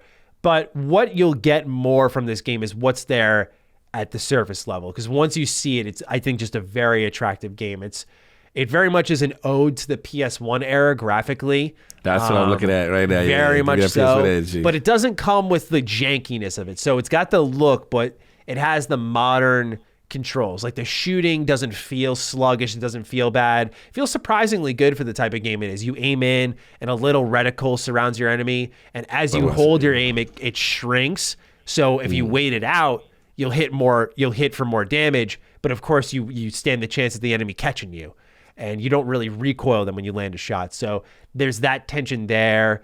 But the art style is what really calls to me. And the diversity of presentation. So you'll, for example, be walking around with this sort of almost top-down perspective of the camera, navigating the environments.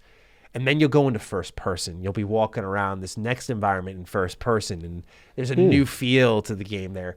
And then you'll interact with an object. And it becomes almost a point-and-click adventure game as you like move a cursor around. And you like say, oh, I'm going to take a look at this over here. I'm going to click on this. It's going to open a drawer. What's in here? Oh, there's like a gun. There's a magazine in here. What's this magazine say? You start paging through it. You learn more about the world. Like it's very interactive, like almost a Bethesda Game Studios game. Like you can pick up and move things almost, but at the same time, it's a survival horror game with the rare first-person elements. But it's just got so many gimmicks and things going on. But at its core, it's a strong survival horror shooter. Like you're not always strapped for resources, but as you get deeper in the game, you're strapped. Like it's not in the good way, by the way. I mean, like you are out of resources trying to figure out what to do, where to go, what's the safest route of navigation. And the way the game gauges your endings is like how often you engage with this reality, we'll say. So if you run from a lot of battles, you'll get a very different ending from if you kill everything versus if you it's kind of gauged off of time played versus if you spend like a medium amount of time in the game. Like sometimes you run, sometimes you fight, which I got. It's called the memory ending for those who have beat the game and are curious. But yeah, Signalis is fantastic. Like its presentation, its music, its atmosphere, its tone. This is one of the very best this year has offered us. And it's day one on Game Pass. Like I couldn't believe it. This is a perfect example of a time where you probably wouldn't have tried something without Game Pass. Like I probably would have read the Sphere Hunter tweet and went like, cool, this game looks awesome. Not going to spend money. But that it was there in Game Pass. I beat it and I went and bought it physically. Now, unfortunately, no physical version for the box. Physical version for PlayStation and Switch. But I got it for PlayStation because I was like, okay, maybe if I ever want to get the Platinum or something, then we'll see. But yeah, this game was awesome. And I really do recommend those who are curious to try it out. Again, available on Game Pass. But more than anything, it's not a huge time sink. It took me 9.5 hours. There are a lot of puzzles in the game. You might need to walk through. I will say sometimes, like these types of games always do, its vague nature betrays it a little bit where you're like, what? Yeah. Say I had that with Somerville a little bit. I was like, what? Yeah. And you're like, I'll look up a walkthrough and I'll see it. And I'm like, dude, if I was reviewing this game, I'd be shitting my pants. Like, how? What? So yeah, like that is something that does not, that is rather something that will happen. But otherwise, it is fantastic. Easily one of my favorites of this year. Probably going to crack the top 5 for me. It was, depending on what else drops, what else I like. There's a lot of stuff here in the ending of the year that I've really liked. Like, I've liked Pentiment a lot. I've liked Signalis a lot. There's a game I'm reviewing that I'm digging a lot. So it's just like, there's a lot of good shit coming out here in the final stretch, and I feel like my game of the year list is really going to shake up. So and it goes to speak to the 2022 year. Maybe it's not as bad as we. Yes, we did get a write-in about that. I didn't put it in, so I apologize. But someone asked, like, did we? I think it was Switch Mitch Skates who wrote in asking, like, did we jump the gun a little bit on saying it was a bad year? And I actually will call myself. I think maybe because. The first half was strong. There was definitely a gap, but I really think this last couple of months stretch starting in August has been really good. I love this fall stretch. It's been cooking for me. Yeah, absolutely. So yeah, I definitely feel highly underrated for sure. Definitely underappreciated here, I think, because we have Elden Ring And I think people have called it boring because there's been few pillars, if you will, but in the mix of all that, you get like your Shredder's Revenge, you get your Signalis. And I don't know if like Starfield was coming out when it was supposed to come out, if I would have tried Signalis. So a good point. The timing Absolutely. is perfect. Yeah, good point. So that's my Game Pass pick of the week. Again, Signalis. Please check it out. If you do, let me know because I think this game is awesome. Yeah, it looks cool. I was looking at it. It looks really cool. With that, we have a couple of questions to end the show. Let's begin with Justin Robinson. Hey, Dukes. Hope you're feeling better, Maddie. My man Cog is the best, but I think we can all agree it's great to have you back. Congrats on getting engaged too. Thank you, Justin. Really do appreciate that. And of course, I didn't thank you at the top of the show for holding it down while I was gone. So a delayed thank you for that. I know I thank you like a million times off camera, but I like to make sure the record's straight here. So thank you again for doing all that. Had to return the favor. You always hold me down. So no, now it's imbalanced. Now you've helped me imbalanced now. Exactly. So I owe you one. But good. Justin writes in, when are we going to hear more about Starfield? I feel like the Game Awards make sense for brand new announcements. Why won't Xbox give us Nintendo Direct style streams? I hope you have I have 10 years of work experience, but the new college grad entry-level coworker makes more than me kind of day. No. That happened to my girlfriend. I was just like, damn. She was out of there. She was like, I'm going to get a new job. Yeah. You got to go. That means they don't value you. 100%. Absolutely. So, big question here. Starfield. When do we see more? I would have originally put my finger on the date of November 11th, been like, hey, this was supposed to be the release date. We're not here, but we got a little something for you. Not like a trailer, but just like constellation questions. Like, here's a little something. When I think of Starfield, though, I don't think of the Game Awards, but do you think they will drop a little something for us there? I say no, because it already put a sour taste in everybody's mouth that it didn't make this year. So there's a part of me that says, unless it's coming from Bethesda themselves in the form of shorts or little things, because I think they kicked that back up again, right? They started recently kicking that back up with the Todd talking about stuff. You get your little... They've only done one, but I kept feeling like they were going to do it sooner since they were taking questions, but maybe not. I mean, you may be... Listen, it may be... I personally... don't necessarily care. As weird as it sounds, I don't necessarily care to see it at the Game Awards. I've seen you 2020, go away. Oh. Go away. I don't want to see you, because my thing is you're a reminder of what was supposed to be. So we'll see you next year. We'll see you as you ramp up.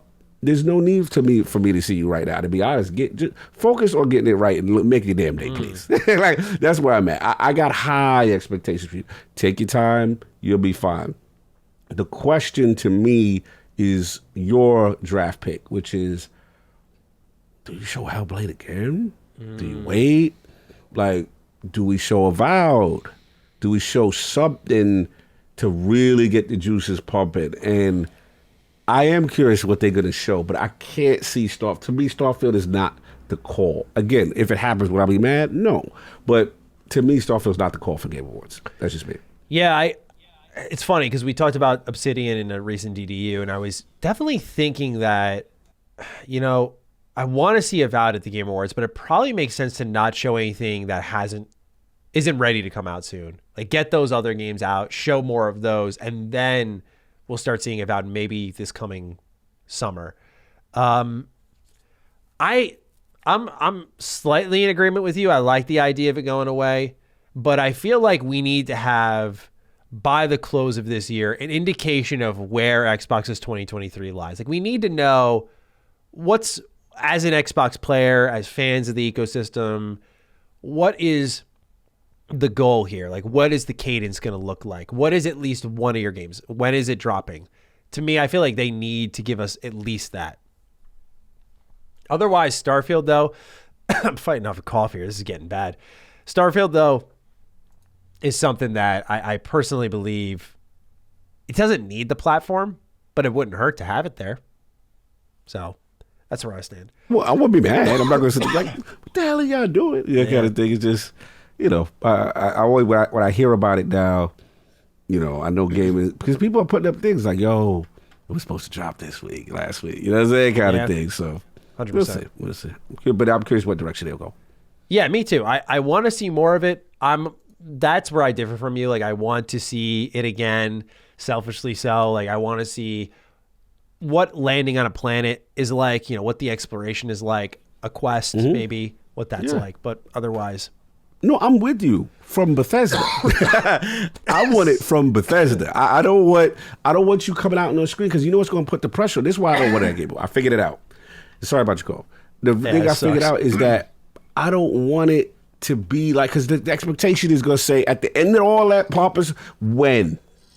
Unless you're going to put out another date, and then you're going to say, yo, it looked amazing, and now it's June 6th, whatever, you know what I'm saying? Like, now you put pressure on yourself again. You better hit the day to get, that's all. I'm just worried with them with that because they just already had the egg on their face from 11/11. That's really what it was. But to your point, no, if Bethesda comes out with a series of shorts and, God, Howard comes out, and this is controlled environment that they do, and I get my nice Starfield theme while they talking, that music that I like. You know how I like? You know that title screen going to be lit because I love already what I'm hearing. That title screen's going to be God tier, I already know.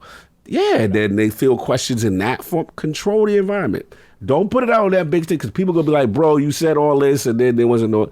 That's why. I just don't want them to get people to throw stuff at the screen because they don't have a date or they have a date. Oh, yeah. I don't think they show it unless they have a date. Sorry. Yeah. I agree. That's all I'm saying. It's more about the date for me. Yeah. I just think... That's why I was saying you got to give us an idea of what's coming. So I assumed if they show it, we get a date. So absolutely, yeah. If you on that screen, if you at the Keighley's, you better have a date at this point. That'd be a bad sign if we got it. A look at it again, like a full trailer, and they're like, "Coming 2023." I'd be like, "Y'all don't know GamePass." Still? Yeah, Game Pass. Nah, fam, nah. All right, last question of the show. Let's see if I can muscle through this one. Mike Poe writes, "Hello, Dukes. Do either of you maintain any sort of list or log of how many games you've finished? If so, I politely and enthusiastically ask you to slap your gamer card down on the table and share what the total is. If not, what's your best guess as to how many of you rolled credits on your life? Cog's a veteran of the hobby, and he's got the sheer number of years on Maddie. But Maddie makes a living reviewing and discussing games he has finished, so I bet he's no slouch either if he keeps track of that figure. Keep up the great work and have a warm, cozy day." Thank you, Mike. I'm curious, do you... I doubt we know the lifetime completion of our video games. Hell no. But do you track year to year how many games you beat? Do you do a list? I do at the end of the year. I'll put all the games I beat. I do that. I think I did that last year. That was I was so impressed because it was like a lull when Destiny was really bad. And I'm like, look how productive I am. I done beat all these. And bro, it was literally only 2 months where Destiny had an extended season and they delayed Witch Queen. Mm-hmm. Bro, I finished 10 games during the 2 months. Oh. I think that was during the 10-minute span. Forgotten City. Bro, I was like, damn, I'm such a productive person. I don't play that. So yeah, I'll do it at the end of the year. Yeah, I'm working on Pentiment and then I'm working my way backward. But honestly, I keep getting distracted. I gotta get Plague Tale going. I got to get that going. Sure. That's my thing that because I want to have that discussion with you. Yeah. You know what I'm saying? And obviously, people talking that Game of the Year talk. I need that on the resume. So I'm probably gonna fast track that. But what sucks is that's pulling away for Persona. And I'm in a conundrum. Persona, by the way, in my opinion, I feel someone was asking about. I feel that's for Xbox fans that you could put that in a Game of the Year list easily. You have not experienced that. I'm putting in my Game of the Year list, in my top 3, is Trails from Zero. And that came out in Japan 10 years ago, but the US got it for the first time. It was my first time playing it. It's hell yeah, that's in my Game of the Year. 100%. Absolutely. So absolutely. I think you can get away with it. Yeah. I keep a list too. I personally keep a list every year. I just add to it as I beat games. I'm at 40 right now is the number I'm at. It's usually actually more. But just it's light. No, it's a good number. I'm happy with it because I played a lot of fucking JRPGs this year. You got to remember, 7 of those are Trails games. That's a lot. You a savage. That's a lot. That right there is impressive. There's Final Fantasy 12 in that mix, Xenoblade's in that mix. So, yeah, I mean, one thing, getting sick and hurt and all that shit is good for one thing. I definitely got the time in on some games. But, yeah, I mean, I think it's because of now we can access our games anywhere. It's a little easier to just pick up and play and beat whenever. So, I really have had a lot of fun this year, just hopping between everything. And Retro Rebounds provided a good balance. Like some of those games are like Silent Hill was, what was it, like 7 hours, 8 hours? Like it was short. Like there are some short ones. Like Nihilus is a short one. So it's like one extreme or the other. Yeah. I don't remember the last, middling, I guess Pentiment. Yeah. Like that 15, 20-ish hour game. 15, 20. That's a good sweet spot. Sonic was that. But yeah, a lot of these games end up just taking you a week. But it's been fun this year. So yeah, I keep track, Mike, and I couldn't tell you there was one year I think I pushed 60, which is fucking ridiculous. Damn. Yeah. 1 year. I mean, this was like 2017, I want to say. And I knew, number one, I was like depressed that year, so I had nothing else to do. And I remember right now, games are the best for depression. Yeah. 100%. It was that. I didn't have any podcasts. My videos were not 10 plus minutes long. Like I had all the time in the world. So yeah, I was just throwing it all at video games. Respect. But yeah, much different now. So with that, ladies and gentlemen, thank you so much for all of your write-ins, all of your support. It's good to be back and having a nice, strong episode of Defining Duke. We hope you enjoyed. And with that, we got to do our hashtag as we move on to episode 99. So, Cog, do you have any ideas in mind? Do we do like Game of the Year, DD? Like GOTY, DD? GOTY, I like that. That's a spicy one. Yeah, I like that. Let's go on. All right. Because it was we got in on that Game Wars a lot. Yeah. All right. Yeah. Let's do it. All right. So we'll do that. So if you got this far into the episode, and you want to let us know your thoughts on it, you can tag us at Twitter. I'm at G27status. That's at Lord Cognito. Use the hashtag GOTYDD, Game of the Year DD. Yes. Let us know your thoughts. With that, take great care of yourselves, and we will see you next week for episode 99. Peace out. Peace. Defining Duke, an Xbox podcast, is a product and trademark of Last Stand Media and Collins Last Stand LLC, and is recorded from the United States of America.